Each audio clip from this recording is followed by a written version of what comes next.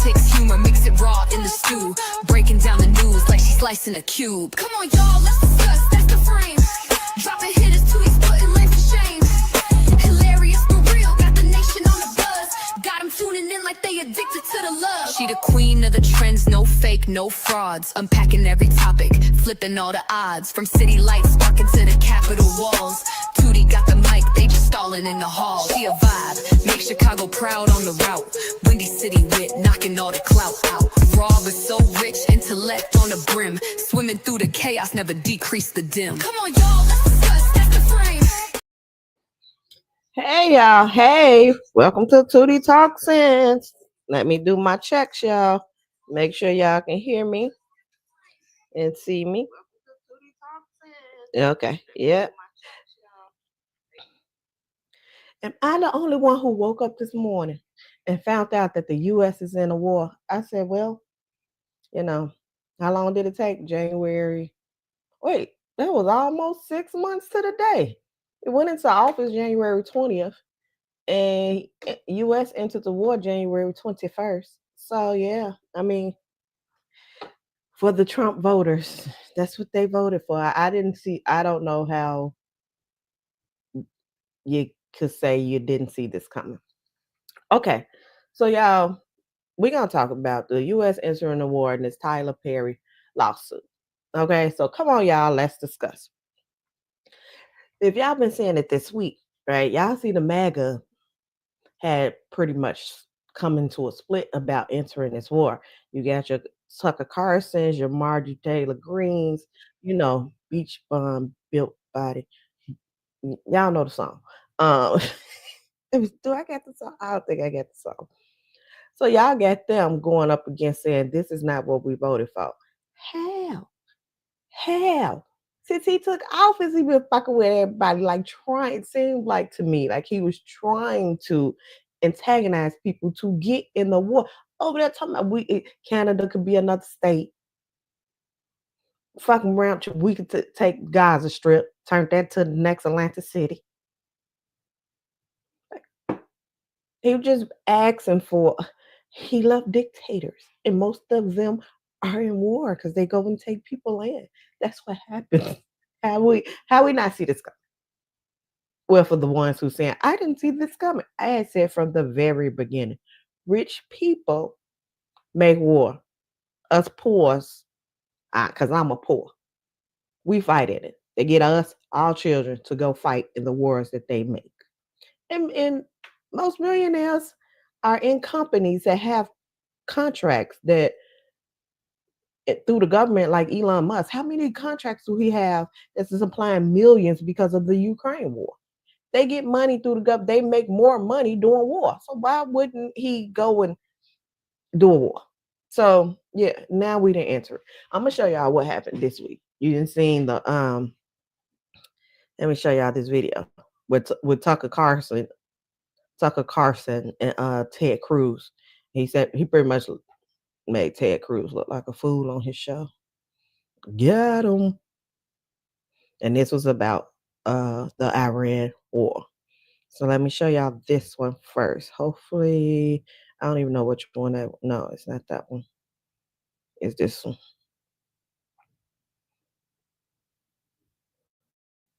Make sure y'all can see it and hear it. No, I don't know the population. You don't know the population of the country you seek to topple?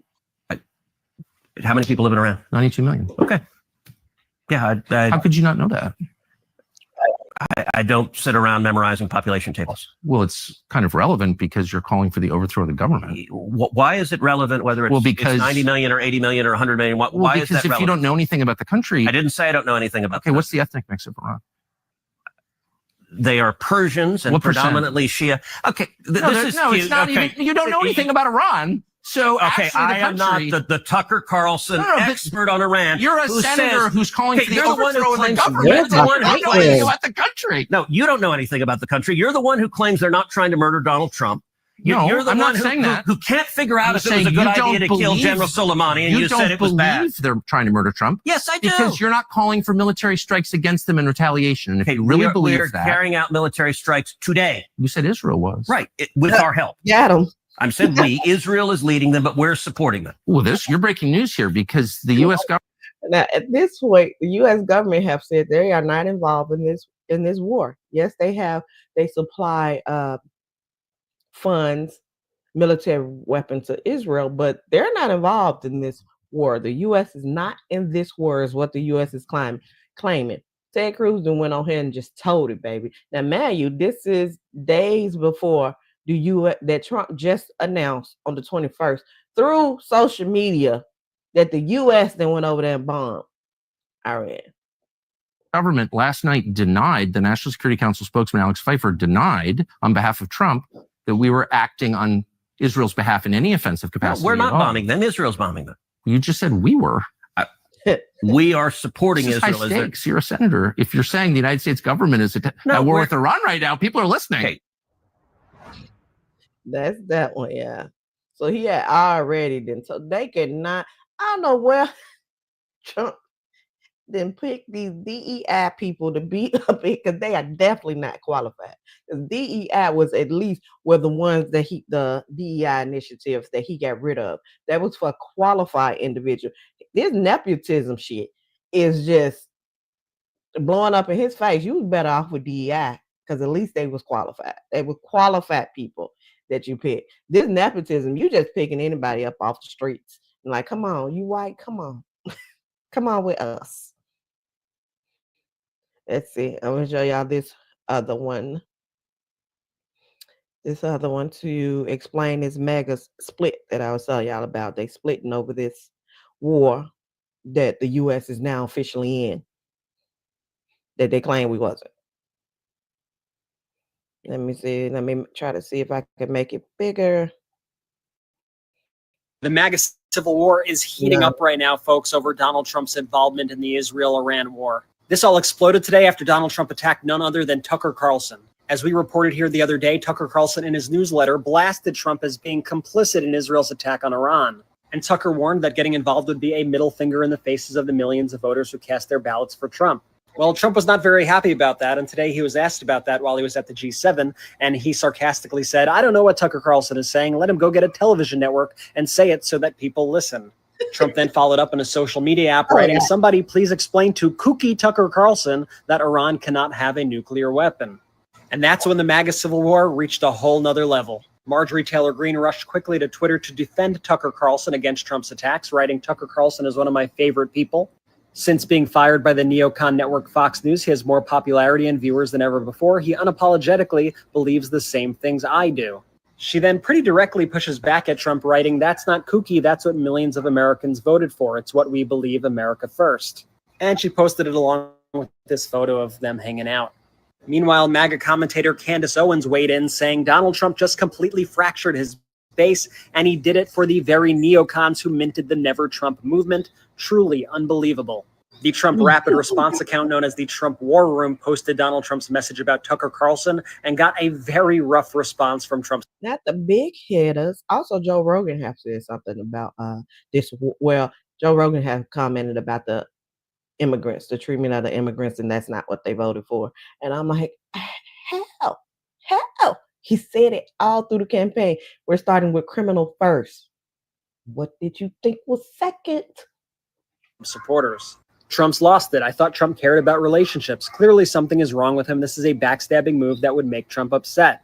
You're going to throw away your entire presidency over a war with Iran? Nothing, Tucker said, is kooky.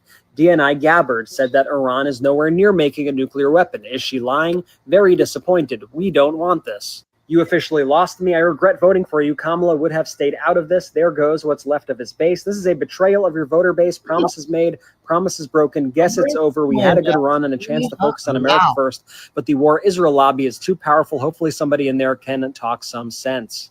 And I could show you hundreds, if not thousands of messages just like that from Trump supporters and from major people in Trump world. But I think you get the point. We're going to keep following what happens here, so make sure you're following our account and add the Midas Touch podcast on Apple Podcasts and Spotify. We've got a new episode out in the morning. Okay. And so I'm going to read y'all the tweet that Donald Trump just put up. Oh, I'm going to read y'all this tweet he just put up. We have completed our very successful attacks on 3 nuclear sites in Iran. All planes are now outside of Iran airspace. A full payload of bombs was dropped on the primary site. All planes are safely on their way home. Congratulations to our great American warriors. There is not another military in the world that could have done this. Now it's time for peace. Thank you for your attention to this matter. You think you just bomb somebody, and now is the time for peace? But not. I'm so confused. Maggie, explain this to me, because y'all are good at explaining Donald Trump bullshit.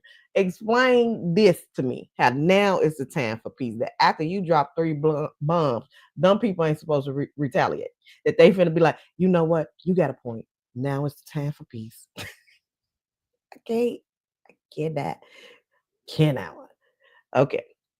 No, let's go over the last thing of him after he dropped the bombs. This news conference that he had. And hopefully I can make it big. Let's see. Okay, wait a minute. Let me try to share my screen with you guys so you can see it. Of course, it's going to run through a commercial first. This is from the CNN website. And going all night. They're going to run it at thousands of energy boosting beads. That starts with new Dr. Scholl's 24-hour energy multi-purpose insole. This is about 3 minutes. Dr. Scholl's. A short time ago, the U.S. military carried out massive precision strikes on the 3 key nuclear facilities in the Iranian regime: Fordow, Natanz, and Esfahan. Everybody heard those names for years as they built this horribly destructive enterprise. Our objective was the destruction of Iran's nuclear enrichment capacity and a stop to the nuclear threat posed by the world's #1 state sponsor of terror. Tonight, I can report to the world that the strikes were a spectacular military success. Iran's key nuclear enrichment facilities have been completely and totally obliterated. Iran, the bully of the Middle East, must now make peace. If they do not, future attacks will be far greater and a lot easier. For 40 years, Iran has been saying death to America, death to Israel. They have been killing our people, blowing off their arms, blowing off their legs with roadside bombs. That was their specialty. We lost over 1,000 people, and hundreds of thousands throughout the Middle East and around the world have died as a direct result of their hate. In particular, so many were killed by their general, Qasem Soleimani. I decided a long time ago that I would not let this happen. It will not continue. I want to thank and congratulate Prime Minister Bibi Netanyahu. We worked as a team like perhaps no team has ever worked before. And we've gone a long way to erasing this horrible threat to Israel. I want to thank the Israeli military for the wonderful job they've done. And most importantly, I want to congratulate the great American patriots who flew those magnificent machines tonight, and all of the United States military on an operation the likes of which the world has not seen in many, many decades. Hopefully, we will no longer need their services in this capacity. I hope that's so. I also want to congratulate the chairman of the Joint Chiefs of Staff, General Dan Raisin Kane, spectacular general, and all of the brilliant military minds involved in this attack. With all of that being said, this cannot continue. There will be either peace or there will be tragedy for Iran far greater than we have witnessed over the last 8 days. Remember, there are many targets left. Tonight's was the most difficult of them all, by far, and perhaps the most lethal. But if peace does not come quickly, we will go after those other targets with precision, speed, and skill. Most of them can be taken out in a matter of minutes. There's no military in the world that could have done what we did tonight, not even close. There has never been a military that could do what took place just a little while ago. Tomorrow, General Kane, Secretary of Defense, Pete Hegseth will have a press conference at 8 a.m. at the Pentagon. And I want to just thank everybody, and in particular, God. You know, doggone well PSF 8 a.m. He gonna have a hangover. Yeah. Who gonna get him to this press conference? Let him I continue. want to just say we love you, God, and we love our great military. Protect them. God bless the Middle East. God bless Israel, and God bless America. Thank you very much. You're welcome. Yep. So yeah, that's what it is about. Let's read the CNN article. Donald Trump described U.S. military strikes on 3 nuclear sites. Let's see.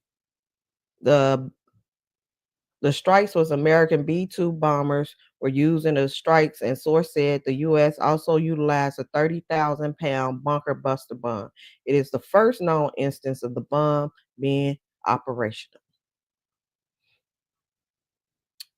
So over here, they continue with the people, the countries that are condemning the U.S. for these strikes. If you can see down here, you see as I go down, and then also I got a notification that they're saying that this is a cause for impeachment because Donald Trump was supposed to get Congress approval in order to enter this war. Wait, give me a minute, y'all. My daughter is calling. Her grandparents got her today, so let me.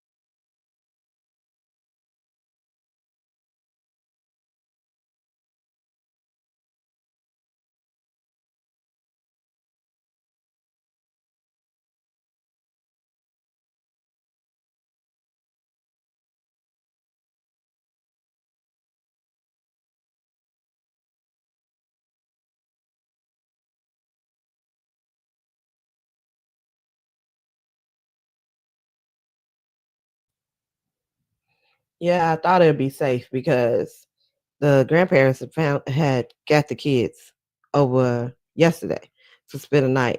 So I'm like, I knew there was gonna be a long live. That's why I waited for the Tyler Perry uh, things. But baby, somehow my daughter's still like, well, what about? There's supposed to be some party she told me about. So let me check on this stuff. And let me check my text messages. You know these kids come first. Gabby.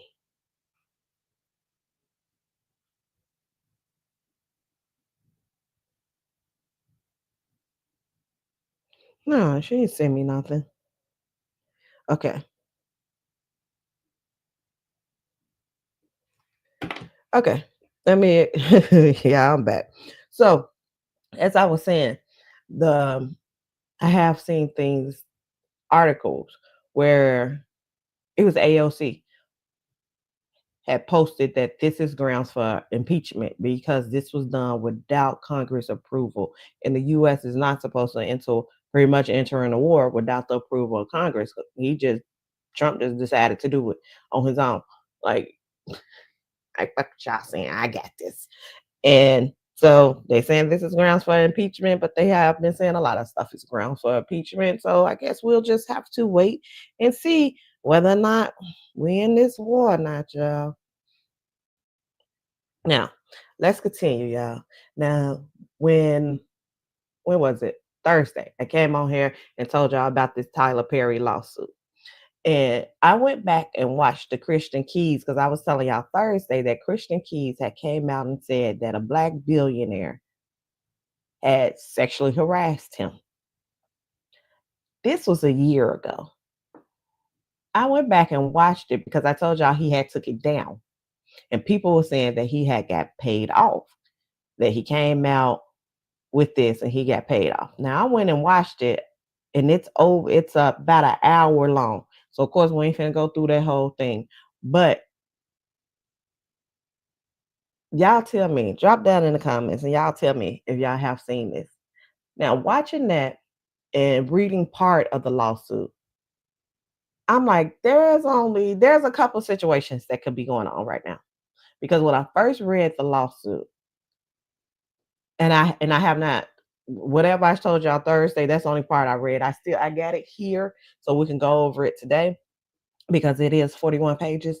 So I did not go through all of it, but those little couple of text messages I read, to me, it sounds like this is a white person talking to a black person and don't get the community. He's not involved in the community and don't really get what type, because I'm like, these messages don't show nothing. The messages that I saw, it was 2 or 3 little messages that I saw. I'm like, this don't show nothing.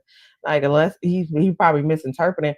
If y'all seen Young Thug's trial, and they brought in this expert to translate the gang lingo that was being used in the text messages. I ain't never been in a gang day in my life. Never had to. I was born in the gangs. I was born into a gang. It's 7 of us. We never had to have. I never had to go pledge nothing. You hear me? We was the Johnson girls. Okay. Yeah, but my mama was the leader. We was a gang of our own. Now, I ain't never been in a gang, but him reading them messages, and I'm older. I'm not even in my 20s. These little boys was 19, 20. I knew that ain't what that meant. And I was like, he's the expert. I said, unless they didn't change the meaning of it, baby. I had to go ask my daughter, like, does that mean that white man was up there on the stage lying, baby? Because that ain't what it meant. And to me, they displayed some messages to say that this was sexual harassment. I was like, no, it ain't. That ain't sexual harassment. That's joking. He ain't even coming on to the men in the text message that I seen. Now, he does describe text messages in the lawsuit, but they're not. I didn't see the screenshots of those text messages. The text message I'm talking about was actually screenshots, and I'm like, these text messages don't say shit. But yeah, we've had to go through it. In my opinion, y'all drop down in the comments. I know a lot of y'all, because this is an impromptu live, a lot of y'all gonna be a part of the replay game. Let me know what y'all think. In my opinion, there's a couple of situations that could be going on. Since Christian Keys, when I went back and watched that hour video, I said, this sounds very similar to this lawsuit. So with that being said, and Christian Keys never came out and said who he was talking about. I'm going to pull up the Christian Keys parts when we get to the lawsuit where it's similar. And y'all going to see, if you don't know who Christian Keys is, you're going to see who I'm talking about. Christian Keys never said it was Tyler Perry. I said, oh, my bad, if y'all hear the echo. I said the possibility is that Christian Keys was talking about Tyler Perry, and this happened to this guy, and Tyler Perry has a pattern. There's also an option that Christian Keys was talking about Tyler Perry.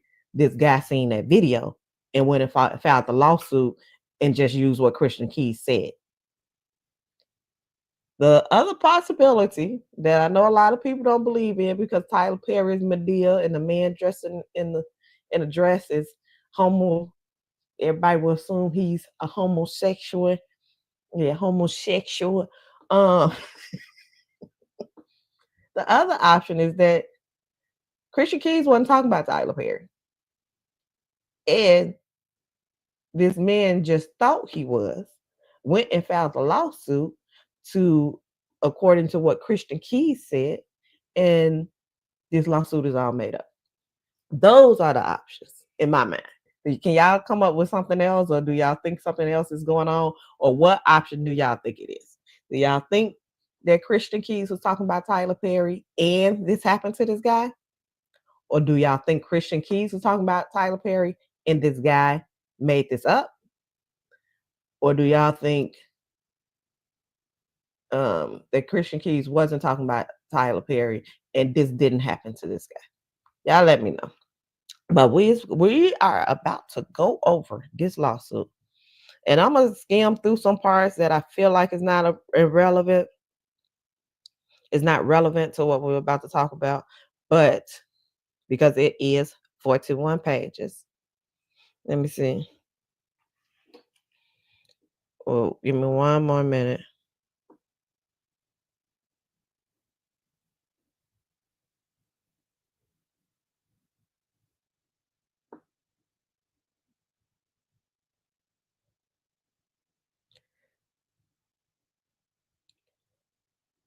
It's at 10:30.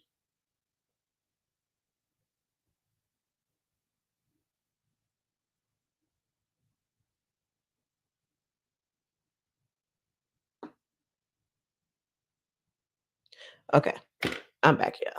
Yeah, I know these children come first. So let me pull up this lawsuit for y'all.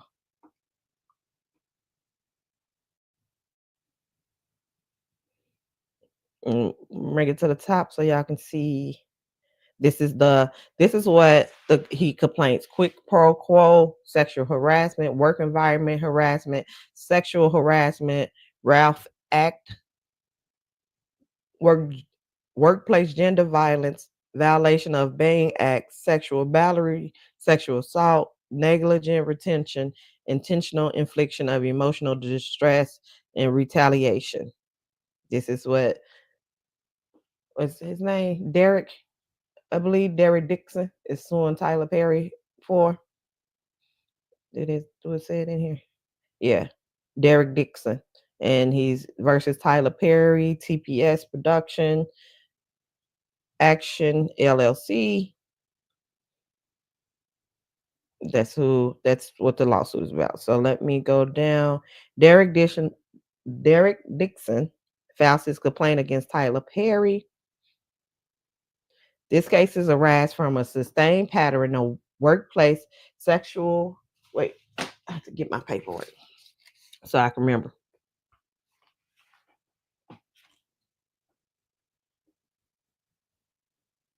Okay. Arise from a sustained pattern of workplace sexual harassment, assault, and retaliation perpetrated by Tyler Perry, a powerful media mogul, against plaintiff Derek Dixon, a professional actor and screenwriter. Mr. Perry is an American actor, film writer, and playwright who built one of the most successful careers in the film industry.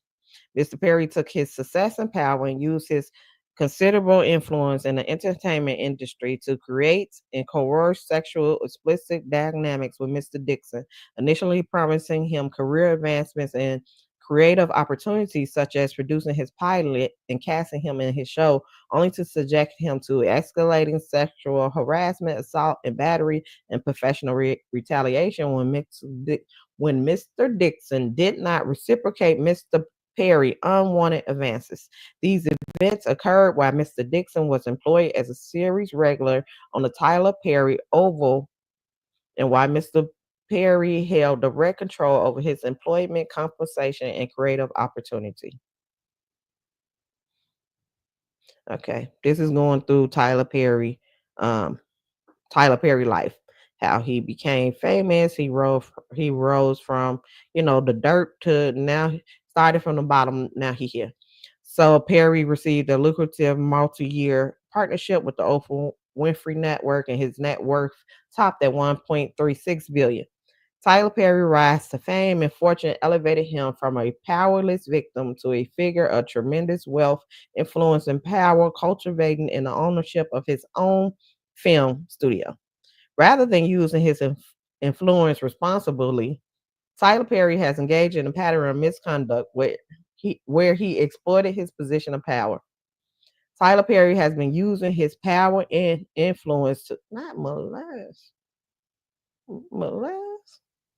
to molest, abuse, and sexual assault impressionable and vulnerable employees and actors who look to him for guidance and mentorship while pursuing their dreams.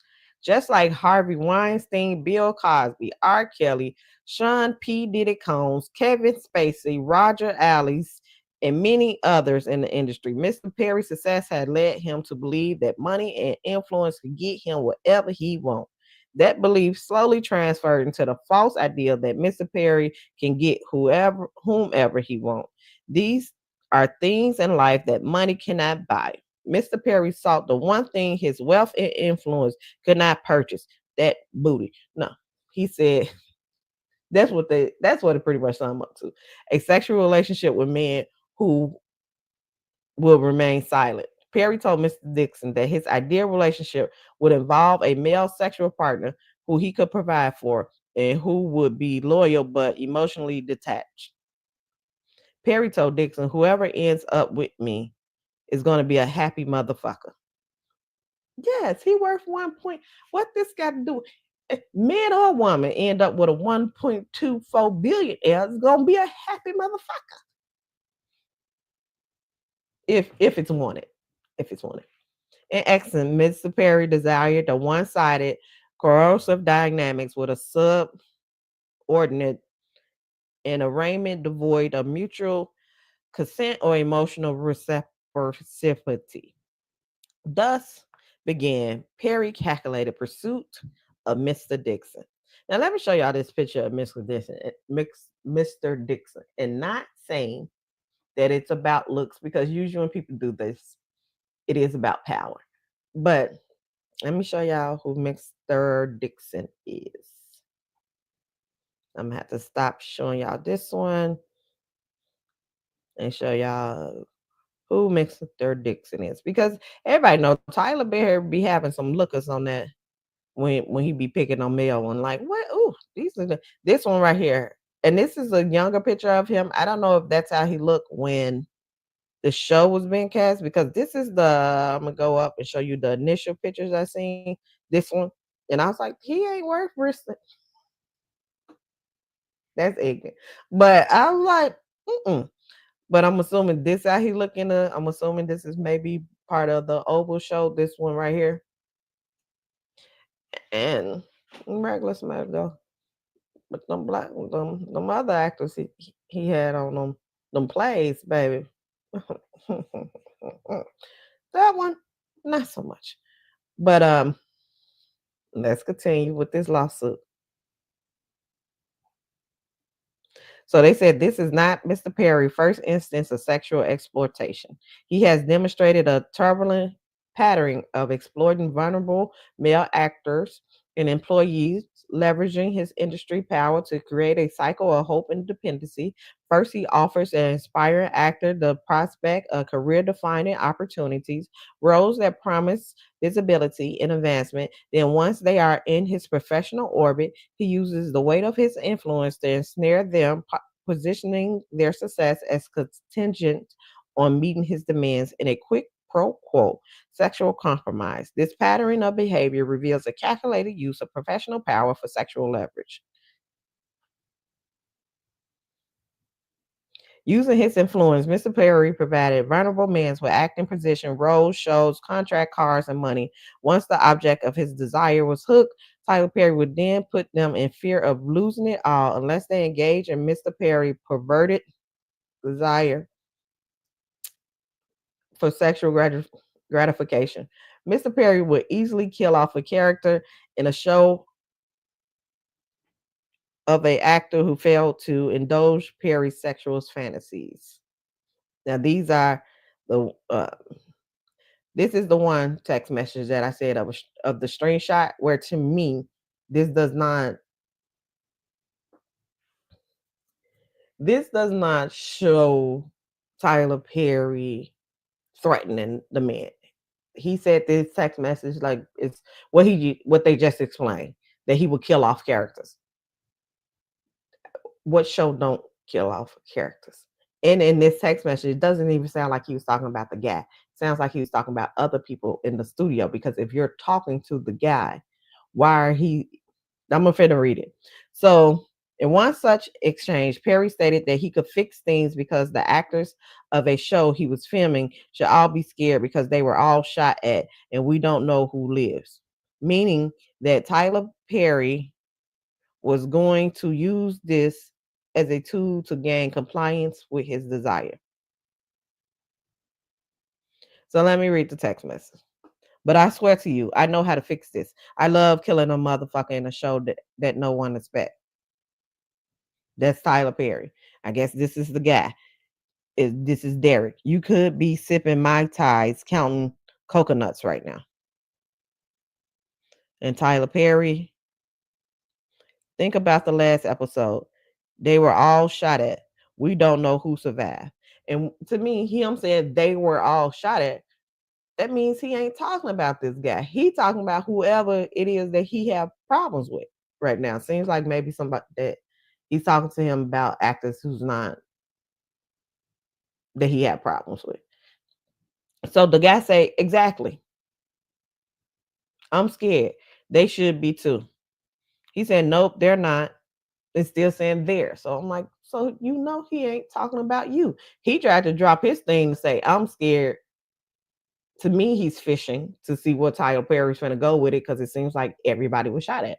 But Tyler Perry's still saying they. So that's just the way I'm reading it. Y'all let me know if y'all reading it that same way. But he said, nope, they're not.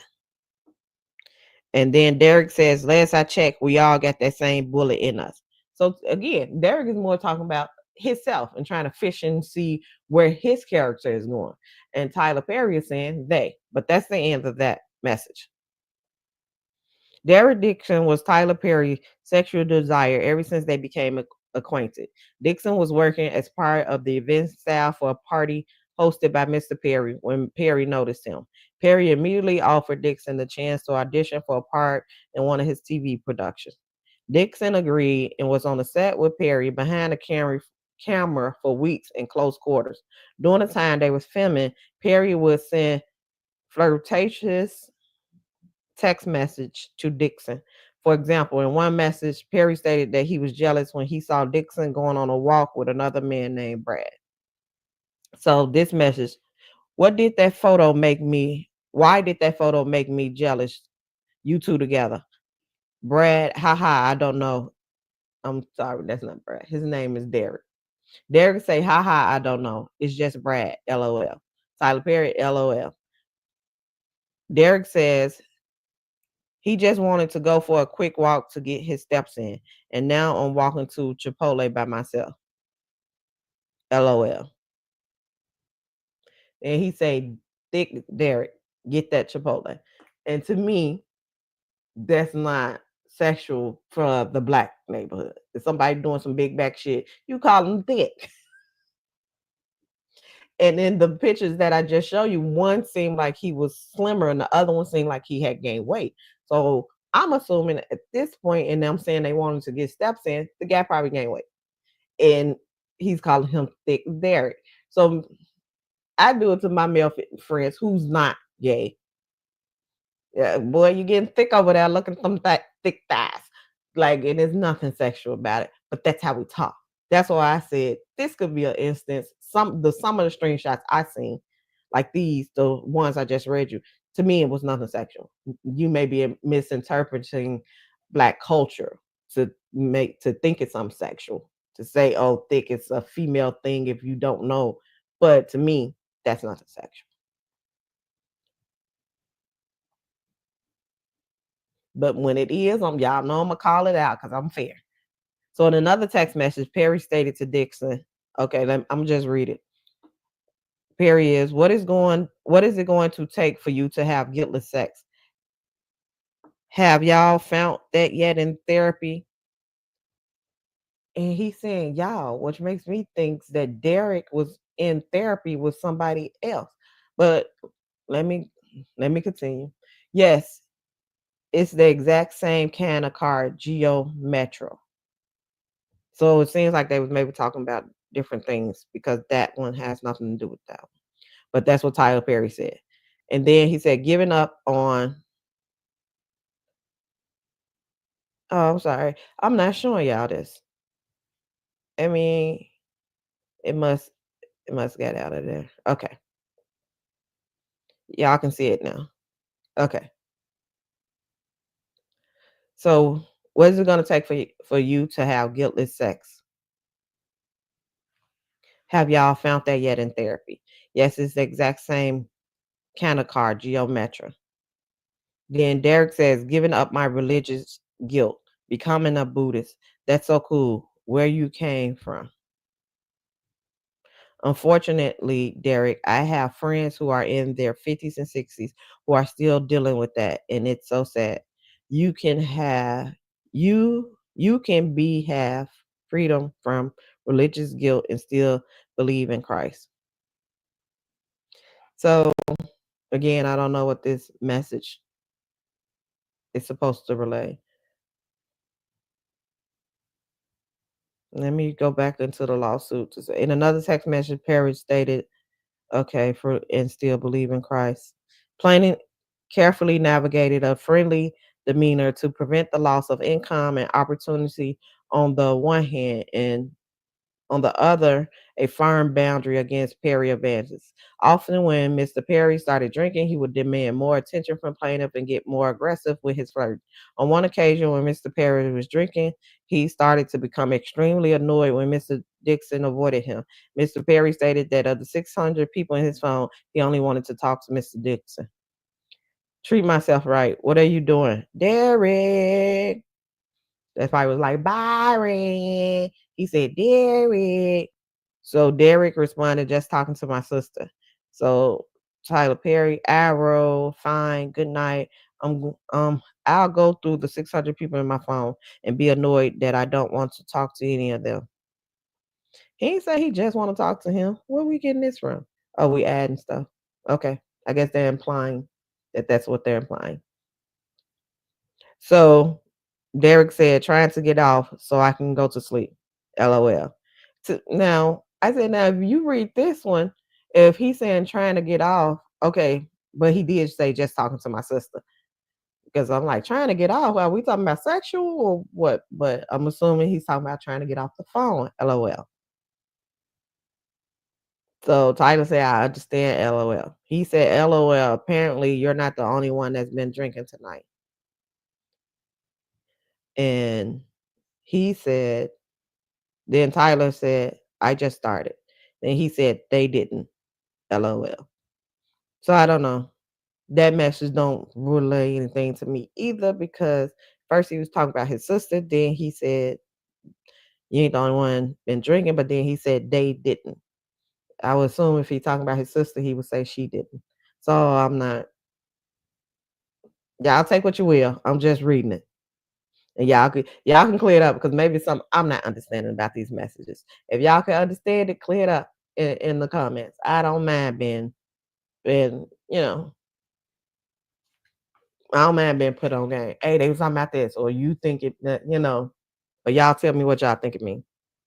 So Dixon did his best to tiptoe around Mr. Perry sexual aggressions while keeping on Mr. Perry good side. Mr. Perry made it clear to Dixon that if Dixon annoyed Perry or failed to engage with the sexual innuendos, Dixon characters would die in the next season. Indeed, Dixon character Dale was shot 4 times in the chest at the end of the first season on the Oval, and Perry always held this over Mr. Dixon head, implying that Dale would survive if Dixon kept Perry happy. Once Perry recognized the extent of control he had over Mr. Dixon, he escalated this behavior on multiple occasions. Mr. Perry sexually assaulted Mr. Dixon, including one instance where he forcibly pulled off Mr. Dixon's clothes, groping his buttocks and attempting to force himself on Mr. Dixon. Mr. Dixon told a drunken Perry no and attempted to remove Mr. Perry's hands, but Mr. Perry held tight onto Mr. Dixon's waist. Mr. Dixon was only able to escape after de-escalating the situation by abruptly changing the subject. The day after the assault, Mr. Perry called and texted Mr. Dixon relentlessly, saying, tired. Tried you, call. Doggone fly. Tried you, call me. And I really need to talk to you. Please call as soon as you can. Finally, when Mr. Dixon answered, Mr. Terry called. Mr. Perry profusely apologized for the sexual assault while blaming it on other things. Perry continued, he didn't know why he would do that. Maybe he was self-sabotaging. Sabotaging. On the very same call where he apologized for the sexual assault against Mr. Dixon, Perry told Dixon, and don't worry, we're going to do your show, referring to the pilot that Perry knew Mr. Dixon had desperately wanted to produce. Now, did Christian Keys. Christian Keys did have a show that was produced on BT by Tyler. He did describe an instance where Tyler Perry got drunk and invited him in the room and no, not Tyler Perry. I'm sorry. The black billionaire is who he said. He never named Tyler Perry. But at this time, he already had his show, All the Queen's Men. That's Christian Keys' show. So I'm gonna show y'all the Derek because he described a moment in here.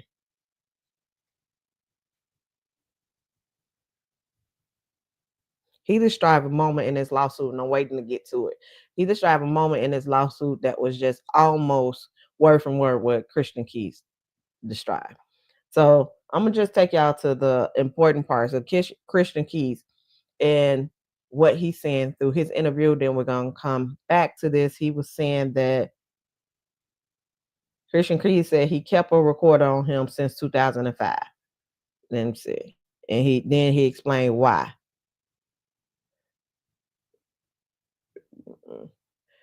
Let me see. Let me try to show it to y'all. We're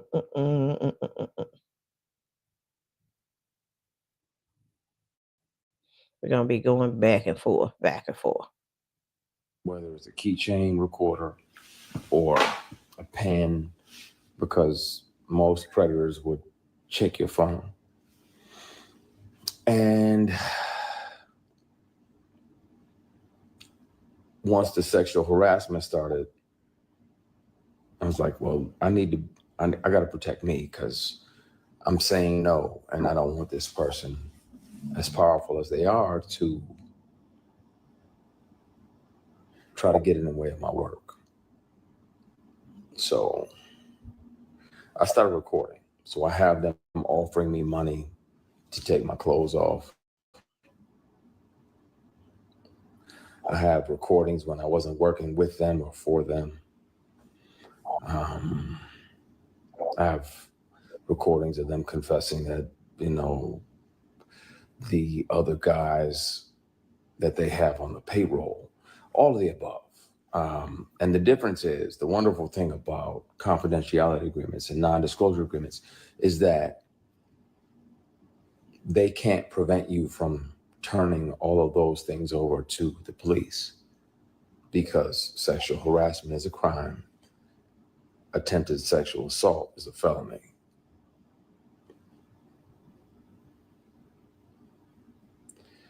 And Tams, you literally just asked, why do we as Black people have to deal with that? But sometimes it's our own people. Sometimes it's our own heroes. What I want, I ain't into that. I ain't into dudes. I got an only beard in the bed policy. Mine is the only beard in the bed. Yeah, we ain't doing none of that. I don't get out like that. And these people kept on for years. Sexual harassment is a crime.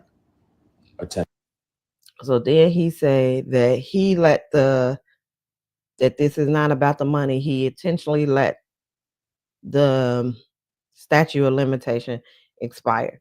I'm gonna show y'all that part to see if I'm just letting y'all know, showing y'all the parts that may be similar to this lawsuit. The receipts, the recordings down to the police department and let them hear this individual. I wasn't working for him in the month and the year that he showed up to my apartment and offered me $100,000 to take my clothes off. He said, I don't even need to touch you. I just want to see you naked. I declined because, again, scenic route. I got my integrity with me. I'll take the long way around. But being that I wasn't working with him and we were in my apartment, he had visited my apartment to offer me a job of this fall. because the lead of this particular project was going to do something else. So he needed another lead. I recorded it because I didn't trust him. And I had told him over and over. And he still always tried shit. Just tried shit. So if people don't believe me, they can hear him in his voice. I have always kept something on me. Always. Even if my phone is off. Something else is, if I'm around somebody that has tried to sexually harass me, pressure me, intimidate me into some nonsense, I've always kept something on me. Okay. So do y'all think he's talking about Tyler Perry right here? Nah. Well, let's go back to this lawsuit, y'all. Let's go back to this lawsuit. I just want to catch y'all up, remind y'all what Christian Keys said, and now we're finna go back to this lawsuit. And again, Christian Keys never named Tyler Perry. People just thought he was talking about Tyler Perry. So shortly after, on the very same day where he apologized for the sexual assault against Dixon, Perry told Dixon, "Don't worry, we're going to do your show," referring to the pilot that Perry knew Mr. Dixon had desperately wanted to produce. Shortly thereafter, Mr. Dixon got a call from Perry's lawyer saying that Christmas had come early and that Dixon was getting a substantial raise and the show was greenlit. Perry attorney explicitly warned Dixon not to tell any other actor on the show about Dixon raise because no other actor were getting a raise, only Dixon. Perry kept telling Dixon that he was sorry and that the harassment would not happen again. However, the harassment and assault continued. Mr. Perry also tried to deflect the blame for the sexual assault by saying that Dixon didn't have a strong enough no. Perry told Dixon, "You have to be able to say no to proposition for sex," that's in parentheses, and mean it and make it clear. So let's see. These are the text messages, the screenshots of text messages. Nice Santa Monica is nice. I'm glad you're going out there. How is your no? Is it strong? You have to have a strong no. Yes, it's strong. My mother, and this is Dixon responded, "Yes, it's strong. My mom literally thinks I'm going to sell my soul to the Illuminati. She heard Kanye say that it's real." Well, I don't think that, but I do think that you have to be able to say no and mean it and make it clear. He said, "I only say yes if it gives me an Oscar." And then he said, just joking, just joking. I hear you."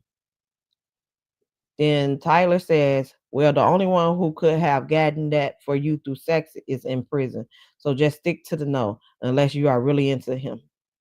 So to me, this text message is more on Tyler Perry's side. It doesn't prove that he's telling you to say no and to mean it. But the Mr. Dixon lawyer is saying, "Oh, he's just saying that because my client have told him no before. And he felt like my client didn't mean it." But he clearly says in his message that the only person who would have been able to give you a position through sex, which is letting you know, I'm not going to do that. I'm not going to give you no position because we have sex. So the only person who was doing that is in jail. So I don't know what to tell you. That's what that message says to me. Y'all let me know what it says to y'all. That's what it says to me. And as I said earlier, the screenshots messages that I seen, it doesn't implicate Tyler Perry. But what the messages they writing in these lawsuits, see, you see how it's wrote here? Perry told Dixon that you have to be able to say no to proposition for sex. They wrote that in parentheses, which means that's not in the message. You can clearly see that's nowhere in that message. That's just what he assumes that he's talking about. He said, "And mean it and make it clear." And it seems like he was trying to give you advice for what he knew you was about to experience in this industry. industry. So whether he did it or not, I don't know. But to me, just these text messages don't prove anything. And I'm assuming he's not putting all his evidence in this lawsuit, that he's waiting for it to go to trial, that he's doing like Cassie did. She put enough to let you know that, hey, you know, I got something that's not frivolous. And if you did what these people are claiming you did in a lawsuit, then you're going to be like, oh, let's settle out of court. I'm assuming this is what he's trying to do here.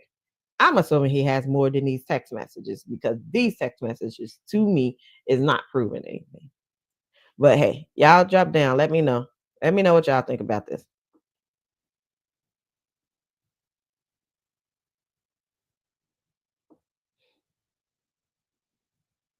Perry revealed through these text messages that the no he was referring to was Dixon no to sex in exchange for a promotion in the industry.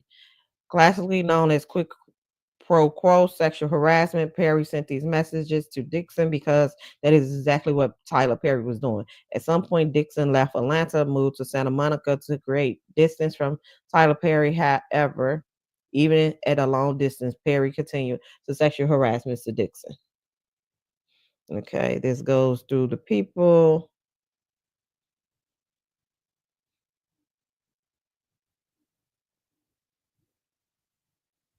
I'm trying to go skim through and see what it should be read for you guys.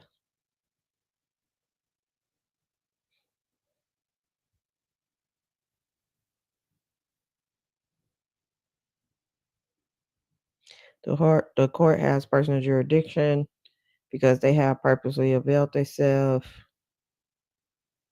Okay. Mr. Dixon was a resident of California for January 2023 through the end of the relevant time period, and the sexual assault and harassment of Mr. Perry continued and extended into the relevant time period where Mr. Dixon was a resident of and working from California for Mr. Tyler Perry. Factual allegations. In or around September 2019, plaintiff worked for an event company called Legendary Events in Atlanta that was hired to organize defendant Perry's studio opening parties. Like, was he a waiter? Okay, let's continue. The plaintiff was recruited by Tony Conway, the owner of Legendary Events and close friend of Tyler Perry. Mr. Conway decided to place Dixon directly in a role at a party that required frequent conversations with Tyler Perry. Defendant Perry picked plaintiff out of a crowd of employees present at the party and began asking plaintiff questions about his employment status and whether plaintiff was an actor. In or around early October, on the last day of the party, defendant Perry insisted that he and plaintiff exchanged phone numbers, and Perry subsequently texted plaintiff to introduce himself. Perry began by asking Dixon about his dreams and aspiration. Dixon told Perry he was interested in acting and writing. Perry then told Dixon to do an audition over the phone and send it to Perry.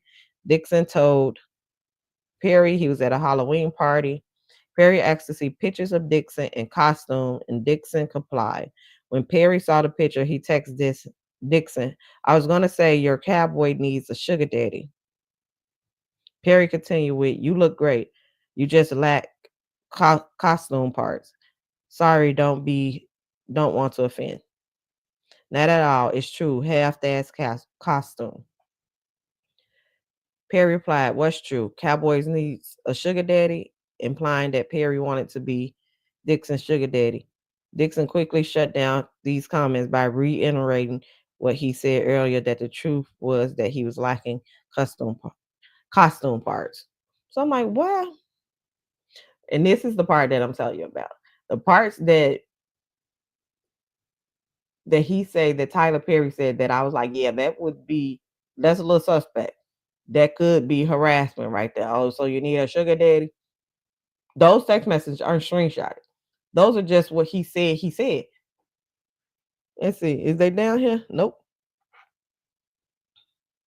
Okay. All right. Shortly after, Dixon boss at Legendary Events called Dixon and told him that Tyler Perry was having another event in Los Angeles and specifically wanted Mr. Dixon to fly from Atlanta to LA to work on the event. Excited for the opportunity, he flew to LA and Dixon was flattered and jumped on the opportunity to meet Tyler Perry again. Shortly after doing the event on November 3rd, 2019, defendant Perry sent plaintiff several text messages that he would love to find plaintiff a job and change plaintiff's life, insisting that they should make it happen. Perry sent Dixon what turned out to be anonymous warning: "Be careful hanging out with me. It calls dreamers to dream big. I cause them to not only believe but do. Then let's make it happen. You're an artist. You have to be fulfilled. Nothing else will suffice." The next day, it's a warning. You be around a billionaire, you're gonna want to have the things that a billionaire has and gonna start to try to get that type of money so you can do what he's doing. That's what it sounds like. Okay. That could just be me reading into it because, I don't know. I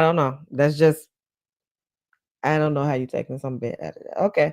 The very next day, defendant Perry sent an email which contained an offer for plaintiff to play the role of Dale in Perry television series Ruthless. Perry said it was a small role that could get a lot bigger, thereby setting up the first stage in a series of escalating quid pro quo offers. At this point, Dixon did not know that Perry was interested in men or that he was looking. This is the quid pro quo got me a little confused because if you're saying this set up the very first quid pro quo, you got to do something. So in this lawsuit, quid pro quo is a give and take. I give you a apple, then you're gonna show me a nipple, like when they say sexual. So if this set up you're gonna have to tell me what did you do in return, because it doesn't seem like that's nowhere in the lawsuit. So how's it quid pro quo if you're not doing anything in return? I'm a little confused about that. Y'all put in the comments, let me know. For a sexual relationship, Dixon assumed that Tyler Perry was genuinely a caring person who discovered the talents that Dixon always felt he had. Dixon filmed his role in Ruthless in mid-November and went back to his job as the event staff for Legendary Events. Approximately 1 month later, Perry bought and gave Dixon a new car because he hated Dixon's Jeep. Dixon was surprised and elated. He was surprised and elated. Dixon had no idea that he was being set up by Perry for extreme dependency. Now, as I said in my previous video, that is a Tyler Perry thing. Now, I have heard it from the female actresses that Tyler Perry have bought them a new Tesla, and he buy his actors and actresses cars. I have always also heard from all the female actresses that he have paid them the most money and these are people like Taraji, like Sherry Shepherd. These are people who've been in the industry for years and said their biggest paycheck have came from Tyler Perry. But I'm just comparing the two. And I'm not saying that he didn't do this shit. Y'all know everybody have thought that Tyler Perry, probably paid for the other team, but we don't know if he like Madea when he plays or not. But people have always suspected that Tyler Perry have been in the lifestyle. Now that I'm here nor there with that. I'm just reading this with y'all and let my thoughts come out. Y'all tell me in the comments what y'all feel about it. In December 2019, Dixon was requested to be part of the event staff at another event at Perry home in Jackson Hole, Wyoming. After that event, Perry started frequently sending text messages, making phone calls, and demanding that Dixon give Perry some attention. Where are these text messages? On New Year's Eve 2009, Terry text Dixon, "I can't tell you the last time I pumped gas or went to the supermarket or a fly commercial or packed a bag or had good sex. It was before I was rich." Dixon found these messages to be strange and untowardly coming from someone like Tyler Perry. But being new to the industry, Dixon played along by downplaying the sexual comments and hoping that being around Perry would allow him to showcase his talent as an actor and a writer. Soon after Dixon began giving Perry more attention, Perry made his move on Dixon. In January 2020, just a few months after his first acting gig, Perry invited plaintiff to his home in Douglasville County, Georgia. Plaintiff showed up to the home hoping that he would be given a chance to befriend Perry and show him how talented an actor he was. At Perry's home, Dixon was served many alcoholic drinks, where Perry also partook in. Dixon felt that Perry was genuinely interested in Dixon's talent as an actor and writer. Perry made no sexual advances at Dixon while they were drinking, and the conversation was friendly. At the end of the night, Perry told Dixon not to drive home. Perry said it was dangerous and that Dixie was too inebriated to drive home. Dixon agreed and was escorted to a separate guest room, not knowing this was a ruse to allow Perry to assault Dixon. Dixon was tired and did not have pajamas, so he got into bed only wearing underwear. Before he knew what happened, Dixon felt someone else slip into bed behind him and started rubbing Dixon's body around his inner thigh in a highly sexual and suggestive manner. Dixon turned around and saw that Perry was in bed with him. At this point, Dixon's stomach started to turn, and he began feeling nauseous. Instinctively, Dixon jumped out of bed and told Tyler Perry that he wasn't that sexual. Tyler Perry ignored the comments and told Dixon to turn around so Perry could see him naked in his underwear. He ain't naked if he got underwear. Perry then commented on how beautiful Dixon's body was. Dixon once again told Perry that he was not into sex. Dixon kept informing Perry that he was not into sex in order to keep Perry at bay, while at the same time not insulting the person who was dangling his career in front of him. In response to Dixon's frequent assertion that Dixon was not into sex, Perry started prying farther. Perry was saying, "So how did this night end?" This go into text messages. Okay, now keep that night about what happened. He went to Tyler's house. He was having drinks. He told him to stay the night. Keep that in mind because I'm finna show y'all this.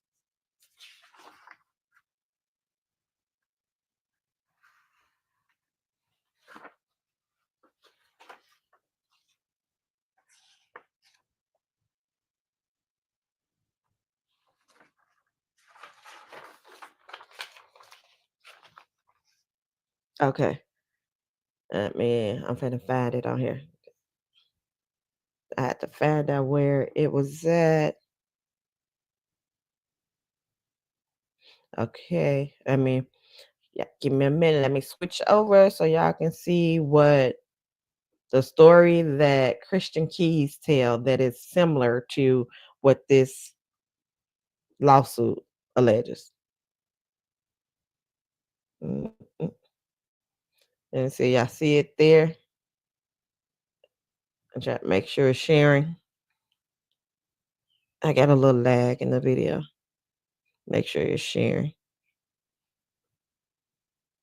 Okay. But yeah, you get a grown ass man that knows that you're heterosexual and you're sleeping off Hennessy in his guest room because he says it's safe. Because I know I'm bent, so I'm after a big party. Won't say what type, won't say where. I'm asleep. I'm gone because I'm 4-5 Hennessy's deep and not short Hennessy's either. And this dude tries to climb into bed with you. So you spaz out, push him out, like, what the fuck? Get ready to leave. He apologizes, blame it on the alcohol.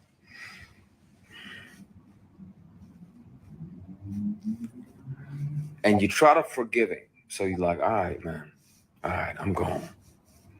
You shake his hand on the way out, and he tries to grab your penis. He tries to shake and grab your equipment.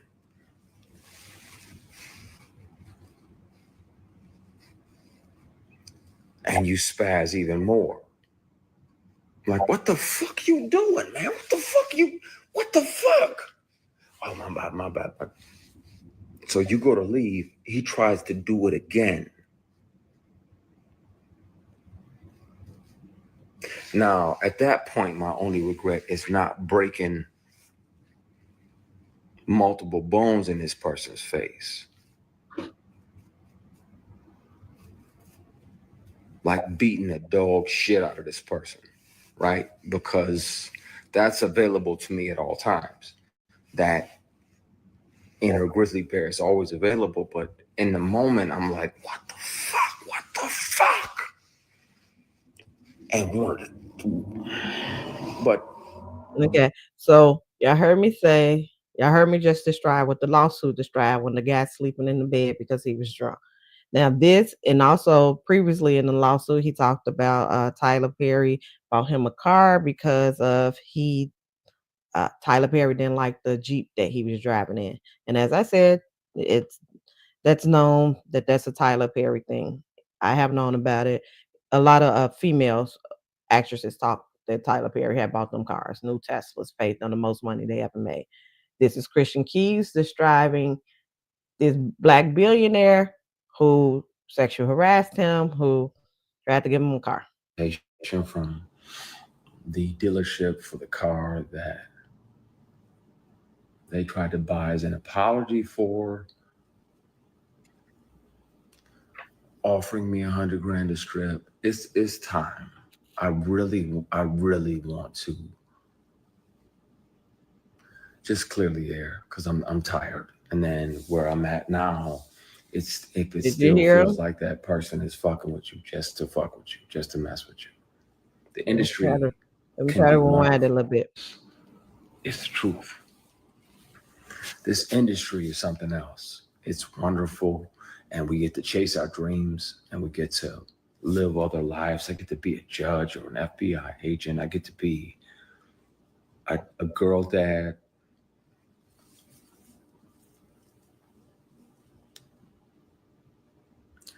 And some of the people that you think are your mentors are literally and figuratively just trying to fuck you. 200 West of 1. I have documentation from the dealership for the car that they tried to buy as an apology for offering me $100,000 to strip. It's time. I really want to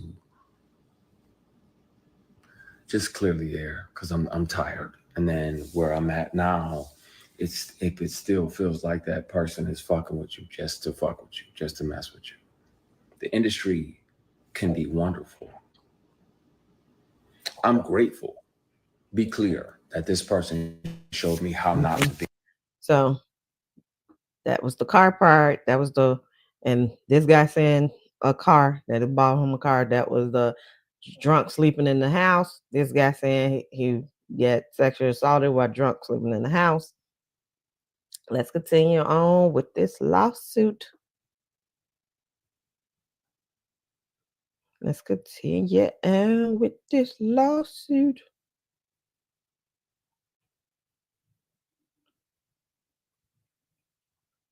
So Dixon once again told Perry he was not into sex. Let's read the text message. In response to Dixon's freaking assertion that Dixon was not into sex, Perry started crying father. Perry would send Dixon a text message saying, I will hope that you will let someone hold you and make love to you. You are missing the best years of your life. Doggone fly. You are missing the best years of your life, my friend. Trust me, I hope you get past that block in your mind soon. Dixon responded, well, it's not this person, but yes, I want to. I'm working on it. Therapy is happening. After that assault in January, Dixon felt betrayed.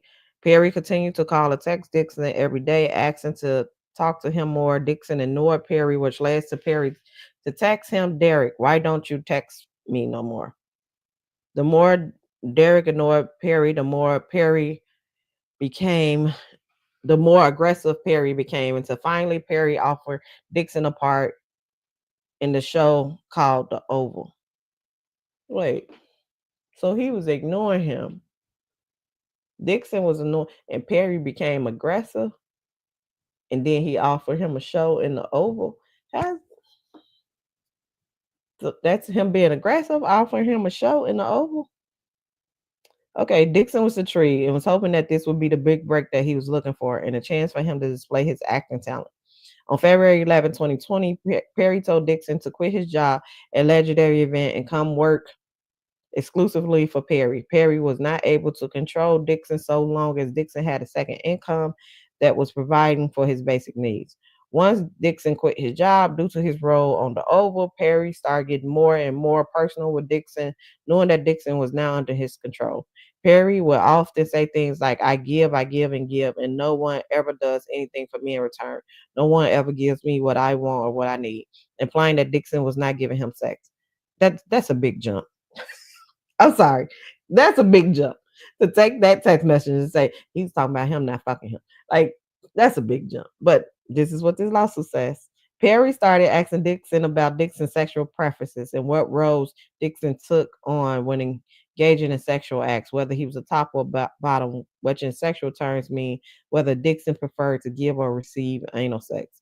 And I'm like, now these will be great text messages to show right here. Not say what he said. Them screenshots that you had before, baby, throw them in the trash. This is the screenshots you need. But let's continue. Perry further indicated to Dixon that he had sex with men before and that he was a top. Perry further told Dixon that when you have, I'm reading this for the first time with y'all. He said, when you had that thing, you got that big thing when you've been blessed down there. And when you hit the G spot right on these bottoms, they go crazy. Not Madea spreading it wide. Leonard Lowe spreading it wide. Not Madea. Perry told plaintiff that he wanted a man who was in a relationship with another individual, but with whom he could be emotionally involved and engage in sexual acts with, like a friend with benefit relationship. Because Perry did not have time to deal with the emotional aspect of a relationship, only the physical. Wasn't Tyler Perry married at the time? What? Despite these comments, Dixon knew that a full-throated refusal would land him in the doghouse and might result in his role being cut on The Oval. Fearing that his career would end before it began, Dixon put up these comments and continued to maintain that he was not the sexual type. On around March 2020, Dixon received the script for The Oval. He was written in as a season regular and was therefore expected to quit his job. Yes, he's a waiter. You probably can't. It does not say this man is a waiter. It just says he worked for them. So he can be a bottle girl or a hostess, or I don't know. Somebody he carried a champagne. I don't know. But if you now as a season regular, of course you quitting your job there, because the shows that are recorded, they're recorded. Most of them recorded during the day or whatever, or most of the day into the night. Those schedules you don't even know.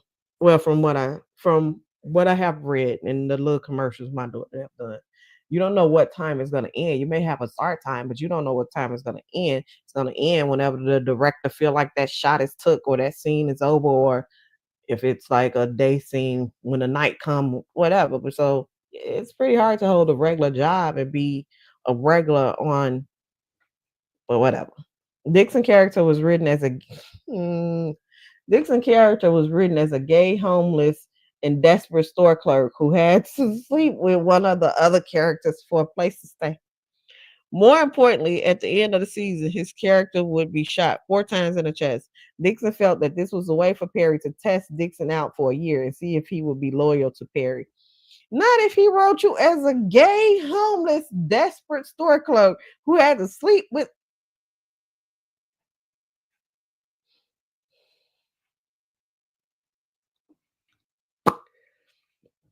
when Dixon asked Perry about the shooting, Perry indicated that if Dixon did a good job, Dixon would be back. Yes, if he did a good job being a gay homeless store clerk who's sleeping with other people, yes, he will be back. Who says if you do a bad job, you gonna be back? I think that's every job. If you do a good job, you gonna be back. This lawsuit is not making any type of sense. Any type of sense. What is this trying to prove? And it's 41, and I'm only on page 14. I ain't definitely not reading all this. Dixon will be back. And that a shooting didn't necessarily mean that Dixon character was out the strip for a future season. Perry commented that Dixon character was only shot in the chest, not in the head. Dixon immediately understood that his job security depended on his relationship with Perry. From this point forward, Dixon worked with the constant fear of losing his job if he did not engage with the endurers. Did not engage and endure Perry's sexual harassment. Shortly after giving Dixon this news and after telling Dixon that future seasons were dependent on Dixon doing a good job, Tyler Perry invited Dixon to his home in Atlanta. Plaintiff asked questions and tried to wiggle his way out the invitation because he remembered what happened last time the two were alone. However, plaintiff knew that his job security, income, and livelihood depended on his attendance. Plaintiff had seen other employees of Perry who had experienced sudden death on the show when they fell on Perry's bad side. In fact, Perry had made it clear that Dixon would often kill out characters in order to get the actors to be loyal. When Dixon arrived at the house, Perry gave Dixon a warm welcome and was very friendly. Soon after, Perry started asking Dixon a slew of sexual charged questions, even asking Dixon liked it rough in bed. Perry then physically reached out and violently grabbed Dixon's throat, attempting to physically choke him, and remarked, "Wow, look how excited you get. You do like that." Dixon was horrified, shocked, and in panic. Dixon never thought that Tyler would get so violent and would place his hands on Dixon's throat in a sexually aggressive manner. Dixon did not enjoy or consent to any of this behavior. Dixon was in shock and took steps to immediately de-escalate the situation. Yeah, the Tyler Perry, that's a big nigga or a big woman. Like, either way, he big. Like 6 feet, or say at least six something. And he grabbing you up like he the Hulk. Hulk smash. I'd be scared too. But let's continue. Due to the onset of the COVID-19 pandemic in March 2020, filming for the Oval was postponed indefinitely. During this period in which filming for the Oval was postponed, Tyler Perry would make FaceTime calls and other contacts to Dixon almost every day, treating Dixon as his on-call pet. Not his pet. Dixon felt obligated to answer, fearing losing his role, income, and career. Perry often asked about Dixon, about his whereabouts, often demanding that Dixon responded immediately. When he didn't, Perry would send text message, "Derek, and what are you doing? They are great." And additionally, Perry was jealous of anyone who Dixon had a relationship with. Perry told Dixon that if Dixon got COVID-19 from his roommates at the time, Dixon would not be able to shoot the Oval. Perry encouraged Dixon to move in on the on-set studio houses owned by Perry, which Perry would have more control over Dixon's whereabouts. To me, and I said this in the previous video, this makes no sense. This is not showing Tyler Perry control. Everybody was doing that at that time. It's COVID-19. That's not a threat. If you get COVID, you can't come in and record.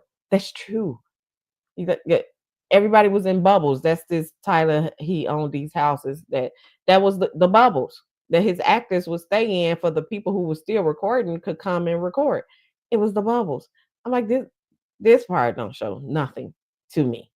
Maybe he took it that way. Maybe Tyler Perry meant it that way. But just reading it in the lawsuit, I said this don't show nothing.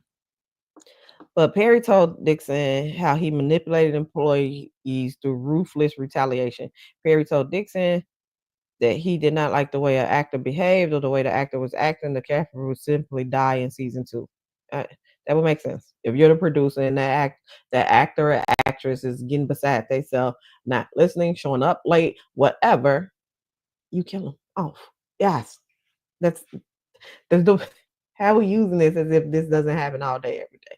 But let's continue. And yes, and to be fair, yes, it could be a threat of if you don't do what I want you to do.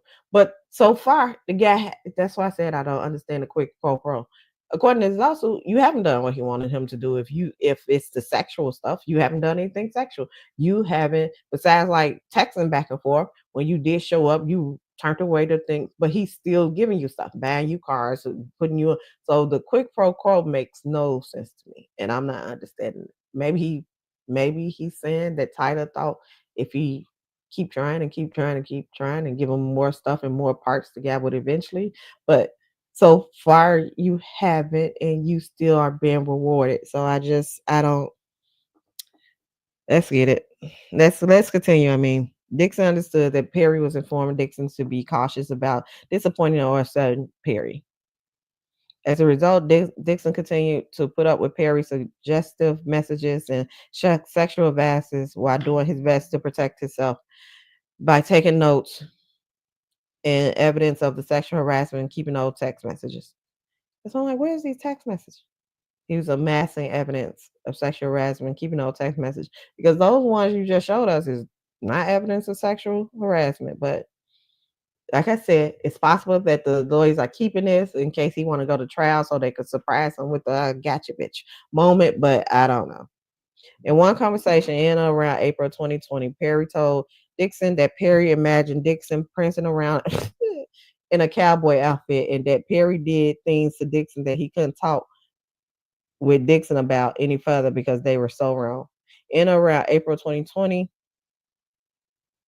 because why are we saying in of around? If he have these screenshots of these text messages, he would know the exact date that. Well, let's continue. In around April 2020, while Dixon was living in the studio homes on set, Perry often coerced Dixon to drink alcohol, then get on the phone with Perry. Perry would frequently have someone drop off alcohol at Dixon's door. Tyler Perry, my address is drop it off here with some money and some rolls. I'll do some rolls too. What you need me to act like? Because I can't fake crack. But I probably could add it. Oh, because I'm looking like, why you just did not take the liquor if you know that this was happening? Nobody made you drink the liquor. And I said in my previous video, that's like somebody dropping off a 8-ball of Coke. I don't do Coke. I don't care what you have delivered here. If I don't do it, I don't do it. And there's not the person standing up at it's getting dropped off, it's getting delivered. Don't do it. But let's continue, y'all. But this is his perspective.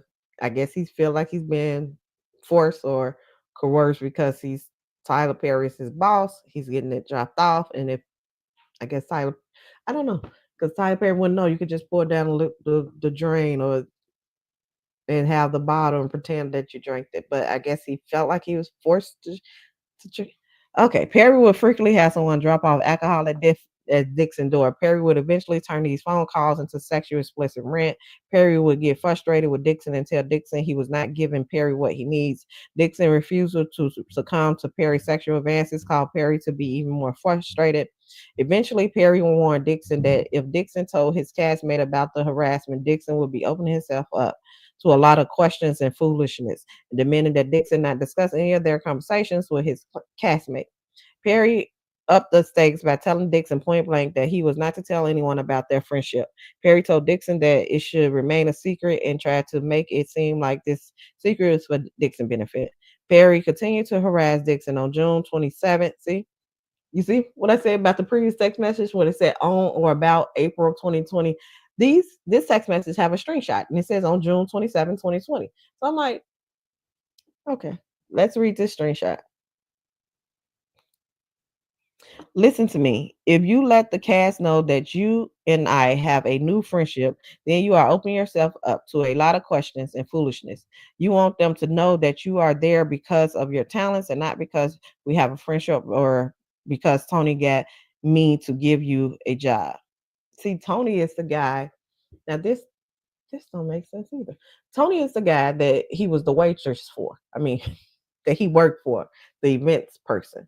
And so in here, he's saying Tony got me. But in the lawsuit, he's claimed that Tyler is the one who seen him working and asked him, is he an actor? You asked to exchange his number, sent messages, and was pursuing him to become an actor. But in his messages, he's saying Tony got him. In a message to this guy, he's saying that Tony is the one who got him to get you the job, not him pursuing you. So this makes could be he was trying to cover his butt. I try to be fair, try to give both parts, but okay. Because Tony got me to give you a job. You earned your spot like everyone else. Don't give people an opportunity to play you small or they will. I can't teach you everything. Unfortunately, there are some things you have to learn for yourself. Because when you go back to work, I'm not going to know you. I don't have any friends that work for me, my friend. Professionalism is key. He said, you're totally right. I hope you got it, my friend. It makes total sense. Just watch the behavior of everyone around me on set. Yeah, I will. Don't want to give anyone that opportunity because work is work. I don't know. That made perfect sense. He can't be the producer and let somebody know that one of the actors are now his friends, because then the other actors and actresses will be saying he's showing favoritism. Like he said, you only got this position because of your friends with him, or in his case, because Tyler Perry friend knew you and asked him to give you the job. So in that work, he's saying, there will be no side conversations or blah, blah, blah. I'm going to just treat you like everybody else, but letting him know, don't take it personally, because that work is going to be a different things than when we hang out. That makes complete sense. But he said he took that as Tyler Perry telling him not to let people know that he'd been sexually harassing him. Perry continued to sexually harass Dixon on June 27, 2020, defendant Perry texted Dixon that all he wanted for his birthday was biscuits and BJs, referring to blowjobs or sex, but that all Perry ever received were biscuits, insinuating a request for oral sex from Dixon. This text message was followed by other messages calling Dixon cute, cutie, and that Perry was just thinking about Dixon. Okay. He didn't say that. This is weird. Because he didn't say all he wanted from Dixon. I'm assuming men send this messages to friends, because us females, we do, we nasty. Girl, what you getting for your birthday? I'm getting some. Despite these events, Dixon continued to act professional and continued to tell Perry he was not sexual. That seemed to be the only way of keeping Perry at bay while keeping his job. Now, I will say that I have came up with all type of bullshit to tell men that I know who like me, so he won't tread. I don't even date men. You know what? Whatever that race that person is, I'm like, I don't date Hispanics. I don't date white men. I didn't tell black men I don't date black men. Y'all know my husband is black. I will give it that. As I say, I'm trying to read this and be honest on both parts.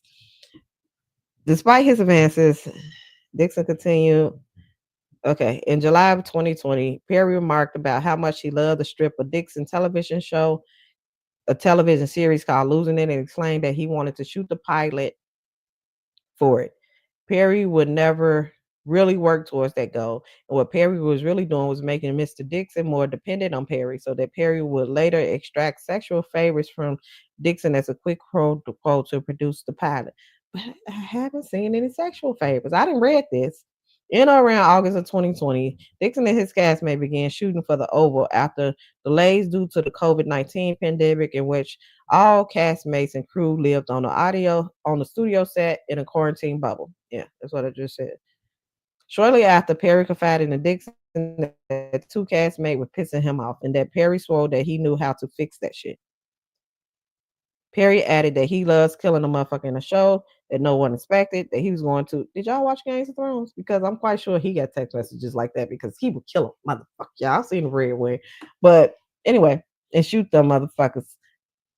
Referring to killing off characters in the Oval played by actors who Perry wanted to retaliate against. More importantly, Perry stated in one text message, I may need to shoot the shoot out early, which Dixon understands to mean that unless the actors knew they were going to die and that their time on the show was over, they wouldn't change their ways. Perry was going to shoot the film out early so that the actors would be more submissive to Perry requests. Okay, what does this say? They are stupid to think that. So stupid. I'm going to have a come to Jesus moment with them. I think I'm going to shoot them. All get shot. That'll do it. They'll be like, what? I may need to shoot the shoot early, like Tuesday, or maybe okay, the Beyonce song on the loudspeaker for everyone. I guess that's the irreplaceable to the left, to the left. He's like, I was just about to text you this.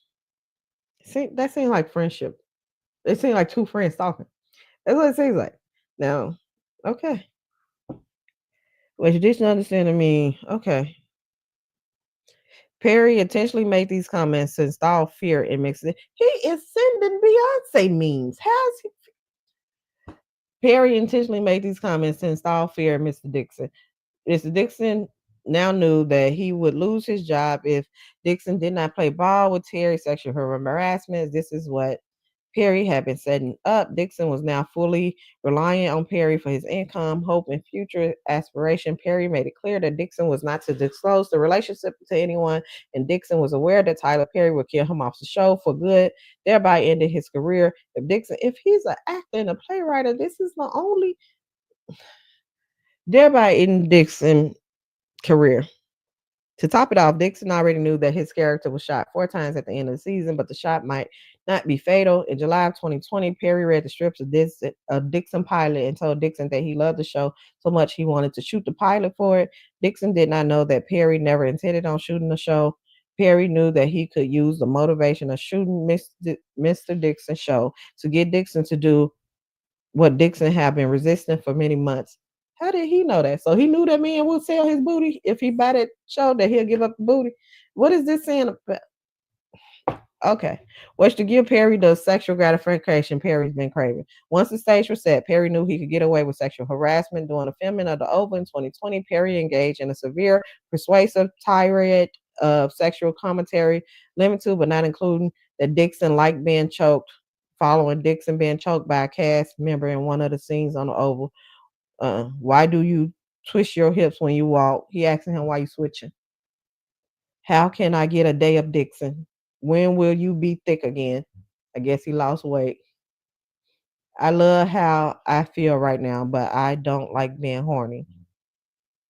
I feel sorry for the first person who flirts with me. I've been trying to put that energy somewhere else, but something sexual on this stuff. The snakes across the table made me think of photo of Nicki Minaj from the music video of her song Anaconda and what she referenced intercourse with male genitalia symbolized by a snake. So the snake across the table made me, how we know he ain't thinking of Nicki Minaj? She's a very sexual woman with butt titty. But he said that photo was about anaconda. He talking about male parts. He ain't thinking about Nicki. He said, fuck Nicki. Tyler's talking about the anaconda. Anaconda don't want none unless you get. Okay. I would gladly choke you right now, referring to Perry's desire to choke Dixon. A suggestion that Dixon should get braces behind his teeth, but the plaintiff would have to give up BJ's, and that could be dangerous for Dixon partners, especially if they're not circumcised. So it seems like that now coming out that Dixon is gay. He's saying his partner. I'm assuming that that's a male, because I would assume if it ain't his partner, the partners is typically used when somebody say partner. Y'all know it's typically a lesbian or gay relationship, because they'll say your girlfriend or your boyfriend. Why they say partners, and I don't know. They could just say your girlfriend or your boyfriend, but he says your partner. And then this makes sense for the previous message with him and his person going to couple counseling, because Dixon couldn't get over the religious aspect. So it seems maybe he's closeted and trying to go to therapy to be all right with his sexuality. That's what it seems like. But I don't know that. I don't know that man, y'all. What Kiki White? I'm sorry to say, I don't know who that man is. Let's continue. That's when you was thick, Derek, fun Derek, drunk Derek, before COVID Derek. I miss him just without a butt. Thick Derek would work them pants out. Perry also photographed Dixon buttocks while on set and sending a picture to Dixon. 2 text messages of many shows that Perry was jealous of seeing Dixon with other men and that Perry describes Dixon as so beautiful. We read that one earlier.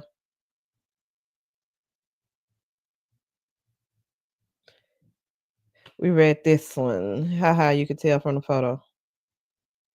Thick Derek, get that get that Chipotle. Haha, you can tell from the photo. No, I can't. Only from your jeans. Haha, that's how I measure too. If I'm not filling them out, I'm not working hard enough. Right. So what's this other one? In my mind, so well, it's not this person, but yes, I want that too. I'm working on that. Therapy is helping. No, not that person. LOL. Just saying. I feel sorry for that the person that choose you. And I won't even take an aspirin from someone anymore. Haha, I would cry if that wasn't so funny. Why? What I mean by that is that you're so beautiful. When you finally are able to unlock your mind, you're going to make that person crazy. Okay. The series of comments and other unwanted sexual reference made Dixon highly uncomfortable. Dixon was caught in a bind. He could not complain to anyone in HR because Tyler Perry owned everything. He had nowhere to turn for relief from the sexual harassment. For calling him beautiful, it could be. And he knew that he did not endure it, he would be killed off from the Oval. Dixon was unsure whether to joke back or rebuff Perry's sexual harassment comments. Y'all, this is an hour 42, and we are on page 20. Perry will also share intimate details of his own sex life with Dixon. Among other things, Perry would tell Dixon that he had not had good sex since he became rich. And just let me read the text. Right, and we just had a heaping dose of it, and now it's back to nothing. It's really weird. I didn't have any contact. What are you talking about? I haven't been touching months. Oh, you mean touching? I thought you meant being around people. Jacob, I love that you only say that when I'm being stupid. I guess the Jacob dumbness. I don't know. Unless they are shooting for the Oval. Dixon filmed the episode where his character was shot 4 times, indicating a seeming end to the role. It was precisely following that day of filming that Tyler knew that Dixon's character fate would be decided, that Tyler Perry invited Dixon to his trailer for drinks. Dixon accepted. It was there on the very same day that Perry dialed up the harassment to a new level. Tyler Perry asked Derek Dixon point blank, "Are you attracted to me?" and demanded that Dixon answer. The plaintiff reiterated the same way he did after the first assault by skirting the question and saying he wasn't that sexual or looking for anything. Perry probing did not stop. Perry continued to talk about how good looking and sexy Dixon was and that plaintiff was wasting his good looks by not being free and having sex. Dixon repeatedly deflected these comments. After enduring the harassment, doing his best to dodge the situation, Dixon got up and the two exchanged goodbye. As Dixon was leaving Perry's trailer, Perry got up and pinned Dixon against the wall. Perry began aggressively groping Dixon's buttocks in a sexual motion. Perry began reaching down towards Dixon's buttocks and groped Dixon's buttocks in a strong and sexual manner that could not have been a mere accident. Dixon stood frozen in horror and could not reciprocate or fight back. All Dixon could do was let his body go cold and limp. Seeing that Dixon had no desire in Perry, Perry told Dixon that he was drunk and asked Dixon to leave the trailer. As soon as Darius Dixon left the trailer, following Perry's assault, Dixon became nauseous and extremely anxious about his job, career, and livelihood. Dixon felt trapped within the confines of the studio quarantine bubble. There was still another shoot the next day. Dixon called his friend Jason on the phone and told him everything that happened, unaware of any human resource representative to who he could report the assault to. Plaintiff had nowhere to turn and nowhere to go to save from Perry aggressive sexual assault. The next day, Perry acted like nothing happened, didn't offer Mr. Dixon an apology. An apology following his exchange, Dixon began to avoid Perry as much as possible. However, Dixon still felt the need to answer Perry in sexual text messages, so he changed his approach. The following messages: Are you awoke? Are you awake? Stop ignoring me. Are you awake, Derek? Wake up. I know you're not sleeping. Give me some attention. In and around October 2020, Perry invited Dixon and other actors from the Oval on a cast trip to his personal island in Bahamas. Dixon knew, as did everyone else on the show, that declining to go on the trip might cause Perry to erase you from the show. Dixon agreed to go, knowing that the whole cast was going to be there. One night, while in Perry's private island in the Bahamas, the cast was having a party. At the end of the night, Perry told Dixon that he wanted to talk to him. Dixon was caught off guard. Perry made alcoholic drinks and forced him to drink them. Dixon knew that he could not refuse to drink, otherwise he would risk upsetting Mr. Perry. Instead, Dixon tried to stay in control and sip drink slowly. Tyler Perry did not control himself. He drank until it was clear that the alcohol had made him bold and sexually aggressive. Perry told Dixon that he wanted a relationship with someone he could be emotionally and sexually available to him, but would also be permissive of Perry having his own relationship with someone else. Perry said that he could see himself having that type of relationship with Dixon. Perry insisted that Dixon needed to be with someone rich because Dixon liked nice things. Perry told Dixon that he was watching all the cast as they laid out in the sun with tanning. Yeah, let me check this. Okay. As they laid out in the sun with tanning oil, Perry continued raving about how seeing Dixon greased up. Oh, now he did it now. Greased up like that was driving him crazy. Tyler said that he would have burnt the whole island down if one of the other actors or anyone else from the group had touched Dixon that night. At that point, he once again aggressively seized Dixon and groped his butt. Dixon once again did not reciprocate and froze up. Perry got the message and told Dixon to go to bed. Dixon was terrified, could barely sleep. From that moment on, Perry became extremely frustrated and possessive. Perry wanted desperately for Dixon to be attracted to him, but Dixon was not. Dixon said he ain't P. Diddy. He don't like the BBC. That's not in here. In one exchange, Perry sent pictures of himself from the Bahamas to Dixon. Dixon responded that the water looked nice. Perry got upset that Dixon did not see the stud in the picture and instead focused on the water.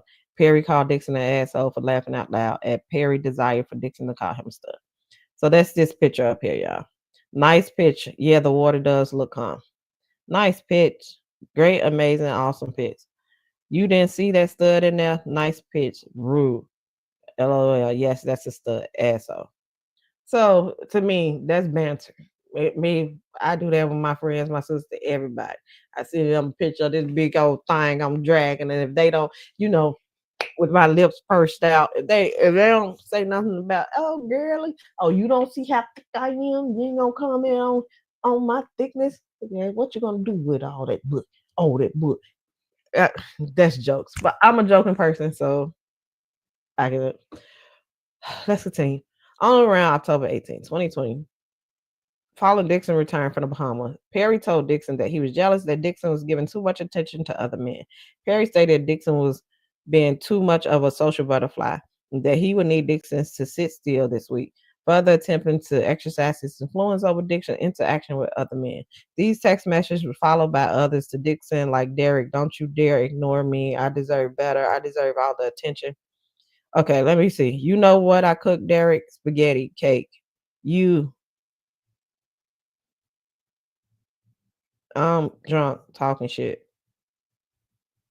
On fabrication paper, I cooked Derek. I'm drunk talking. On December 2020, Derek began feeling depleted due to Perry's continued pattern of sexual harassment. It began manifesting in his physical health. Dixon had no one to turn to. Dixon visited a physician who indicated that Dixon exhibits severe symptom of acute stress, insomnia, stomach issue, and dangerously low cortisol level due to the sexual harassment and assault. The physician prescribed Zoloft, an antidepressant for Dixon elements. The sexual harassment continued through the beginning of 2021. Such, oh my God, look at this Derek thick. No, the weight difference. I can see it. Thick Derek. Okay, good. Nope, I can't deal with thick Derek. What is going to take for you to have guilty self? Have you found that in therapy yet? What's your waist? I'm so glad Derek, thick Derek, us is back, is with us. Okay. Break out in ass and thighs. You home? I don't want you out with your friends drinking. Seemed like he may have had a drinking problem. And so he said him, okay, but let's continue. You are the rose, but you are so blocked that you refuse to be smelled or open. When you finally are able to unlock your mind, you're going to make that person crazy, crazy in a good way. How you been intimate with someone? Why did that photo make me jealous? Dick Derek, get that Chipotle. Derek is there to make men swoon. What I mean by this is you're beautiful. This is all the shit he already said that we already read. He said after weeks of unreciprocated sexual innuendos and demand for attention, Perry lashed out at Derek on set and asked if he needed to punch Derek in the stomach for Derek to act the way Perry envisioned in the scene. This exchange was highly tense, and Perry's reaction stunned several castmates. Actors on set consoled Dixon for the abrasive interaction, confused as to why Perry overreacted in such a manner, but Dixon knew that Perry was lashing out due to his frustration of the lack of attention Dixon was getting. Or maybe because you wasn't acting. That's what it seems like. See, like, it's Simon's buddy, and you wasn't acting, and he went off on your ass for not acting. And you were like, oh my God. I don't know. This kind of sound like he's a Karen. But like I said, if the Christian Keys is about Tyler Perry, then this is clearly shows a pattern. If this lawsuit is true. But reading the lawsuit seems like he's a Karen. On or around June 4th, 2021, Perry invited Dixon to his house to spend more time together and discuss the pilot of Losing It. Although Dixon hesitated, he feared the consequences of disappointing Perry and believed Losing It was a big show. During the visit, Perry made several alcoholic beverages for himself and demanded to know why Dixon was not having sex with anyone. Perry probed further about Dixon's sex life, insisting that the two was becoming increasingly drunk and it was time to end the night. Perry then led Dixon to a guest house where a guest bedroom was. Dixon was staying there that night inside the guest bedroom. Perry motioned to Dixon to come over to see a weight monitor that he had. Perry told Dixon that for the monitor to work, Dixon would need to step on the monitor wearing only his underwear and push Dixon to try it out. Dixon tried to avoid the uncomfortable situation, but decided it was better to comply and hurried to bed than to wait for the alternative at that point. After weighing himself, Dixon walked towards the guest bedroom, followed by Perry, who then asked Dixon for a goodnight hug. Rather than arguing, Dixon complied, at what point Terry reached out and yanked Dixon underwear down from behind her. Perry then began to vigorously grab, grope, and play with Dixon's buttocks in a sexual manner. Dixon was naked, stunned, and seized by tremendous fear. Dixon started to tell Perry that he did not want his underwear down, that Dixon did not want to be naked, and that Dixon didn't want this. Dixon quickly reached to pull his underwear back up, and at this point, Perry grabbed Dixon, reaching arm with a tight grip and held the fast. Terry told Dixon to relax and just let it happen, and that Perry wasn't going to hurt Dixon. Perry continued to sexually grope Dixon buttocks. Dixon's anxiety rapidly escalated, thinking that night soon be that he'll be R-worded. Dixon was not sure what to do, and his breath shortened. Perry ignored Dixon refusal and held Dixon's hand fast, preventing him from reaching for his underwear. Dixon was naked and being groped by a large black man. No, by a large, drunk, and sexually frustrated 6'5". I told y'all he was over 6 feet. Man who had Dixon in his clutches. Dixon did not know if he was going to get into a physical fight, but he knew that any effort to fight back was hopeless. Perry had armed security at his gate. It was much larger than Dixon, and Dixon told him he had several guns in his house. Dixon was desperate for a way out and remarked that he couldn't do anything sexual because he was so hungry, attempting to change the conversation. Dixon asked, "Is there any food up there?" which prompted Perry to withdraw and order a pizza. Dixon, in fear of his safety, followed Perry into the main house to eat pizza. Afterwards, Dixon returned to the guest house and was unable to lock the bedroom door, locked himself and unable to lock the bedroom door, locked himself into the guest house bathroom and slept on the floor. Dixon then attempted to contact some close friends about the incident. The following morning, Dixon realized that he had left his car keys in the main house, and upon going to retrieve them, encountered Perry. Perry told Dixon that last night's incident was why the two shouldn't drink together and that the previous night shouldn't have happened.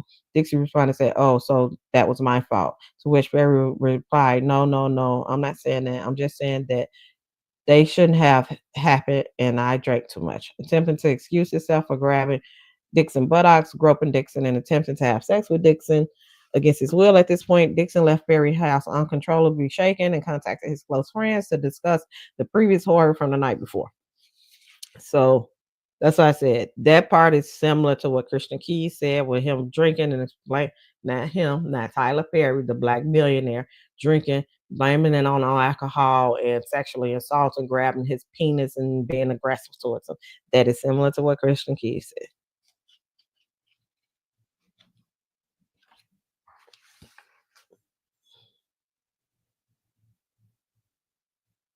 I'm trying to see. I think I already showed y'all that part. Yeah, okay. Of the Christian Keys interview. Of the Christian Keys lab that he went about talking about the black billionaire. For the next several days until June 6, 2021, Perry texted and called Dixon with messages asking Dixon to call him or answer his phone. Finally, Dixon answered, at which point Perry began to apologize, blaming the testosterone supplement he was taking at the time. Perry had confided in Dixon about these supplements and past messages and decided to use them as a scapegoat for his action. Dixon emphasized that he was not okay with what happened. Let me read the text messages. "How do you make money then? Subscriptions? They make money from the advertising, lots of money. I love how I feel right now, but I don't like Mahoney testosterone. Oh yeah, from the doctor, but it makes you feel better. I feel so good, but I don't like Mahoney. I feel sorry for the first person that flirt with me. LOL." Okay, that makes sense to me. If he's taking testosterone, I would assume that he's horny and he's talking to his friend. I don't see. But that's what happens. But Tyler Perry, you had it right at the beginning when you said people that you shouldn't have your friends, that it's professionalism and then friends. You having these messages with one of your actors, then yeah, it could be taken either way. To me, it is friends talking and girl, I'm taking this message and it's making me hot.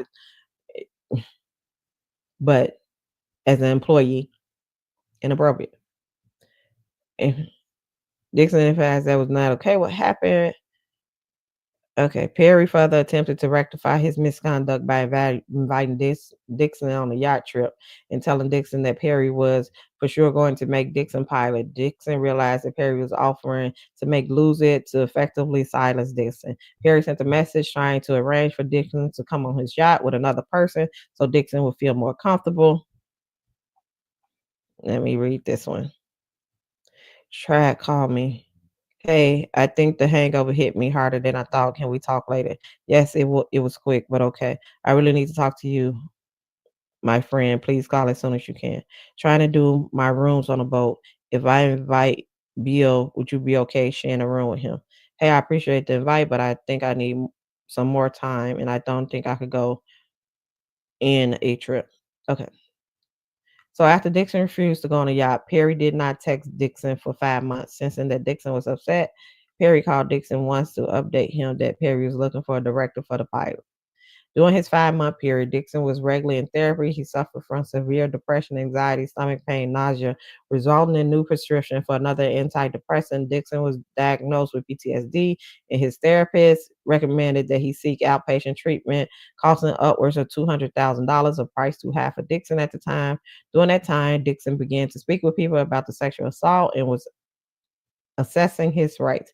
As soon as Perry realized that Dixon was done talking to him, Dixon got a message from Perry Fixer.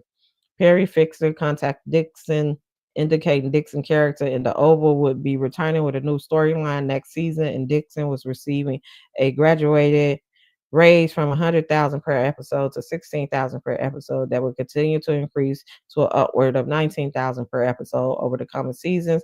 The attorney said that the Christmas came early for Dixon because he was doing a great job on the Oval. However, they also told Dixon he was forbidden from letting his castmate know about the raise because nobody else was getting a similar pay increase.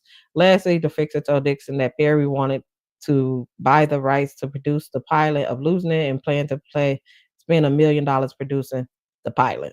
Dixon immediately knew why he was getting his raise and why the pilot was being produced. He knew he could keep the money in the job or complain about the sexual harassment, but not both. The situation facing Dixon presented a challenging decision that left him unable to make any actions or to make any decision. This prospect of the sexual assault and harassment becoming public and dealing with Perry's highly paid attorney was daunting.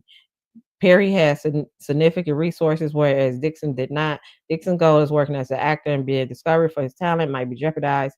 In what was an extremely difficult decision, Dixon bowed to the pressure and fear of losing his livelihood.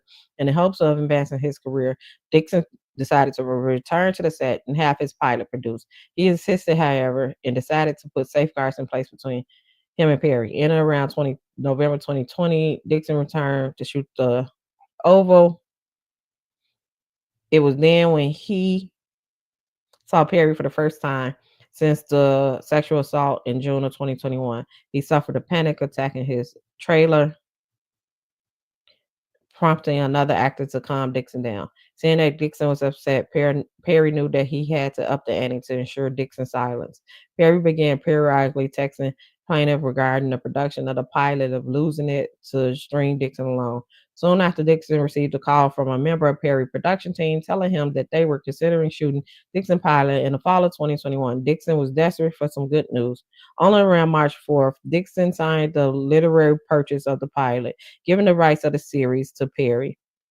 Dixon was unaware that Perry's pre-existing television contract with Viacom CBS, known as Paramount Global, would later prevent the sale of Dixon's show to any media outlet or streaming services for 2 years.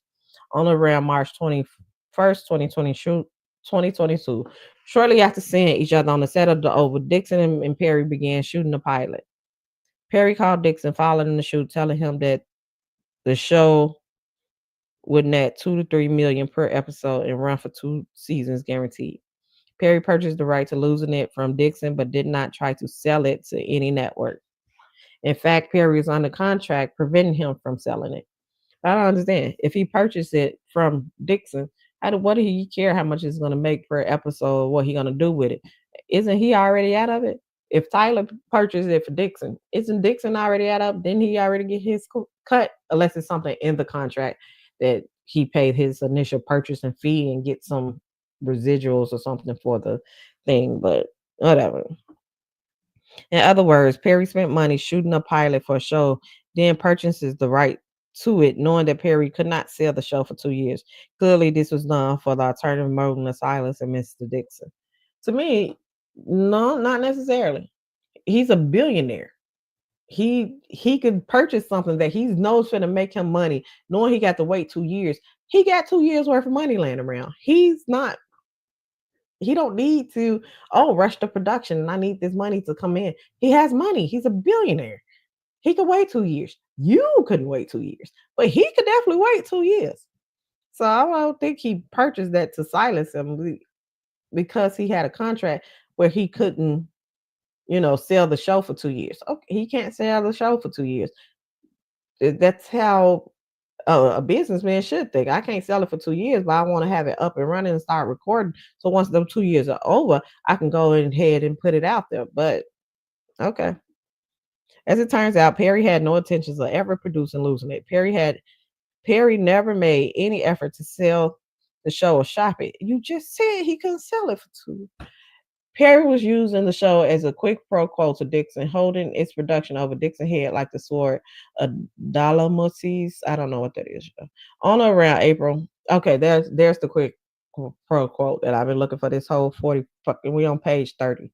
It's a quick quote because he did nothing for you. So I guess the quick pro quo is him hire him on as an actor and this guy not suing Tyler Perry for sexual harassment. I guess in his Tyler Perry buying his pilot and him not suing. I guess that's the quick pro quo. On around April 9th, to his surprise, Pilot received a script for another season of The Oval, in which the plaintiff character, originally written as a grocery store, they just said he was a grocery store clerk who played a male prostitute being pursued by a pimp. His character's scenes and stories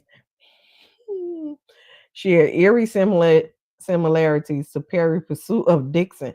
While it's not surprising that one of Perry's characters would end up this way, the timing of change to Dixon was a very clear message.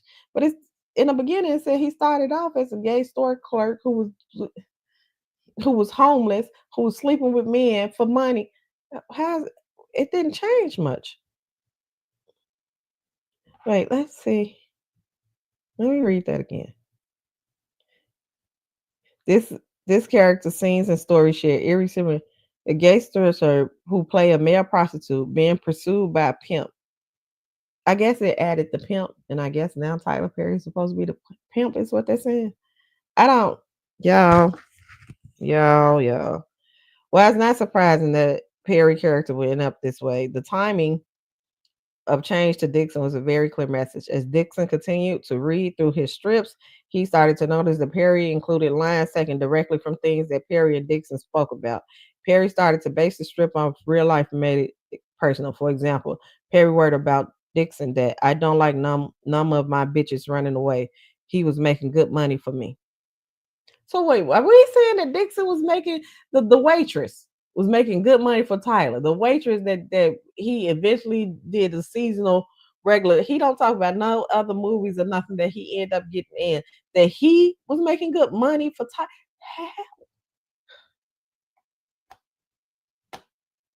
Let's continue. And on around April 2020, before beginning to shoot the next season of The Oval, Perry called Dixon to discuss the June 2021 sexual assault. On the phone call, Perry lectured Dixon about how Dixon was overreacting to the sexual assault because of prior sexual assaults in Dixon's life.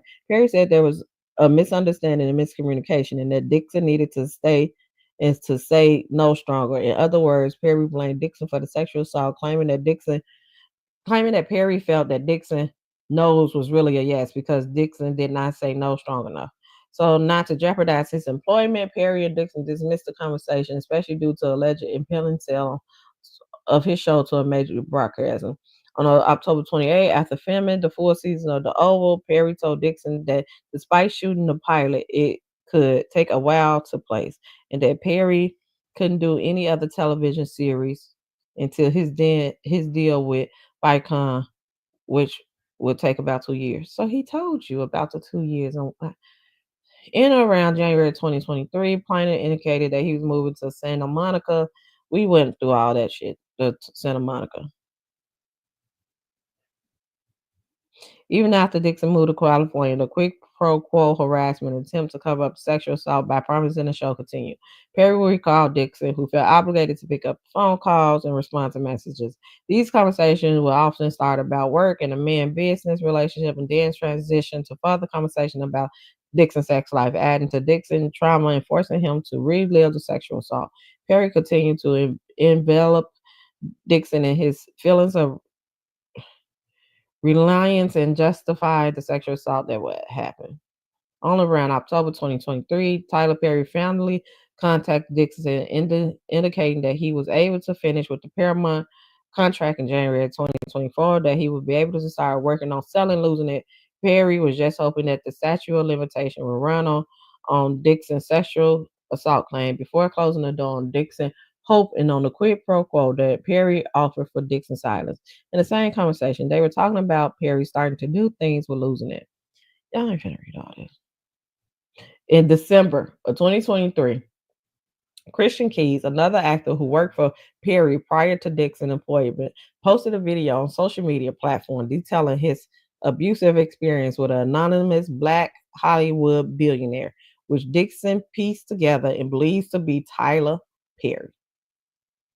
Dixon heard Key's account and saw that Perry has been engaging in the same sexual conduct as other actors. Just like the interaction described to Keys, Perry would get drunk, climb into Dixon's bed, and start funneling Dixon buttocks. Dixon wanted to share this experience to the media to prevent any other actors from being abused at the hands of Perry.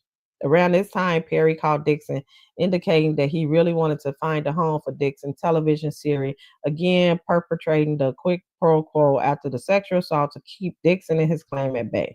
Then in January of 2024, Perry told Dixon to begin working on a pitch deck for investors for the pilot.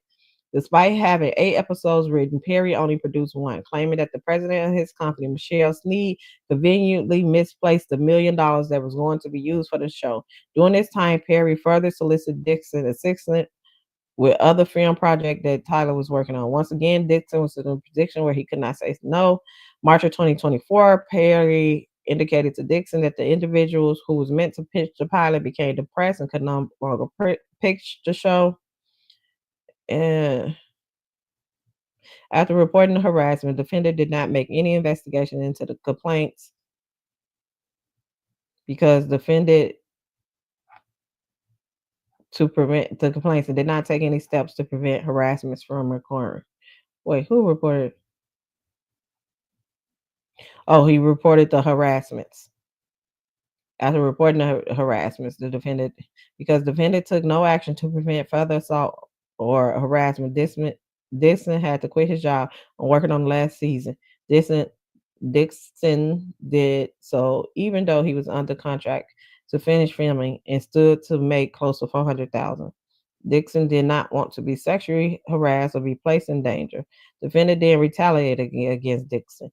The defendant told Dixon that if he quit, he told the other actors why he quit, he would be in breach of his contract.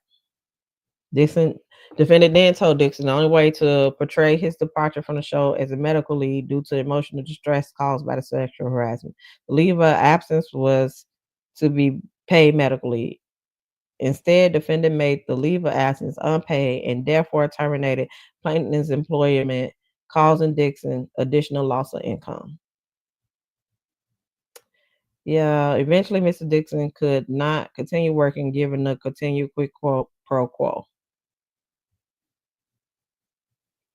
Yeah, okay. So, because they still get pages and pages and pages. But y'all pretty much get it. Plaintiff suffered physical sickness, physical injury, body pain, post-traumatic stress, humiliation, embarrassment, mental and severe emotional distress. So anyway, this is why he's suing him for the $260 million that he's suing Tyler Perry for. Again, y'all, I know everybody watching is watching for they're gonna be part of the replay game. So y'all tell me, do y'all believe that Christian Keys was talking about Tyler Perry? That this man, that Dixon is telling the truth, that this happened, that Tyler Perry has a pattern of harassing his male actors and he's down low. Now, or do y'all believe that this man seen the Christian Keys video and then went and filed this lawsuit against Tyler Perry and that his lawsuit is not true? Or do you believe that Christian Keys was not talking about Tyler Perry? Drop down in the comments, let me know. My throat, I done drank all my tea reading all them doggone pages. It's too much. It's too much. I better get up out of here. Y'all enjoy the rest of y'all Sunday. Hopefully, I don't know if we're gonna buy bunkers or what for this underground bunkers for this war that Trump finna get us up into. Well, that the U.S. have already entered. Y'all be safe out there. Don't forget to like the video, subscribe to the channel if you haven't already, and follow me on all social media. Enjoy the rest of y'all day. Bye. Like Soft. Yeah, scroll in the tube, found a star in the chaos. Duty spitting facts like a modern day seance. Trending waves, politics in the spotlight. Raw with the wit, hits you sharp like a frostbite. Come on, y'all, let's discuss her anthem, her creed. Breaking down the drama, uncovering the greed. Laugh through the truth, it's enlightenment with flair. 2D talk sense, ain't no nonsense over there. Come on, we tuned into 2D's vibe. High energy keeps the convo alive. From scandals to news, she hit it all bright. 2D taking the mic like she owns the fight.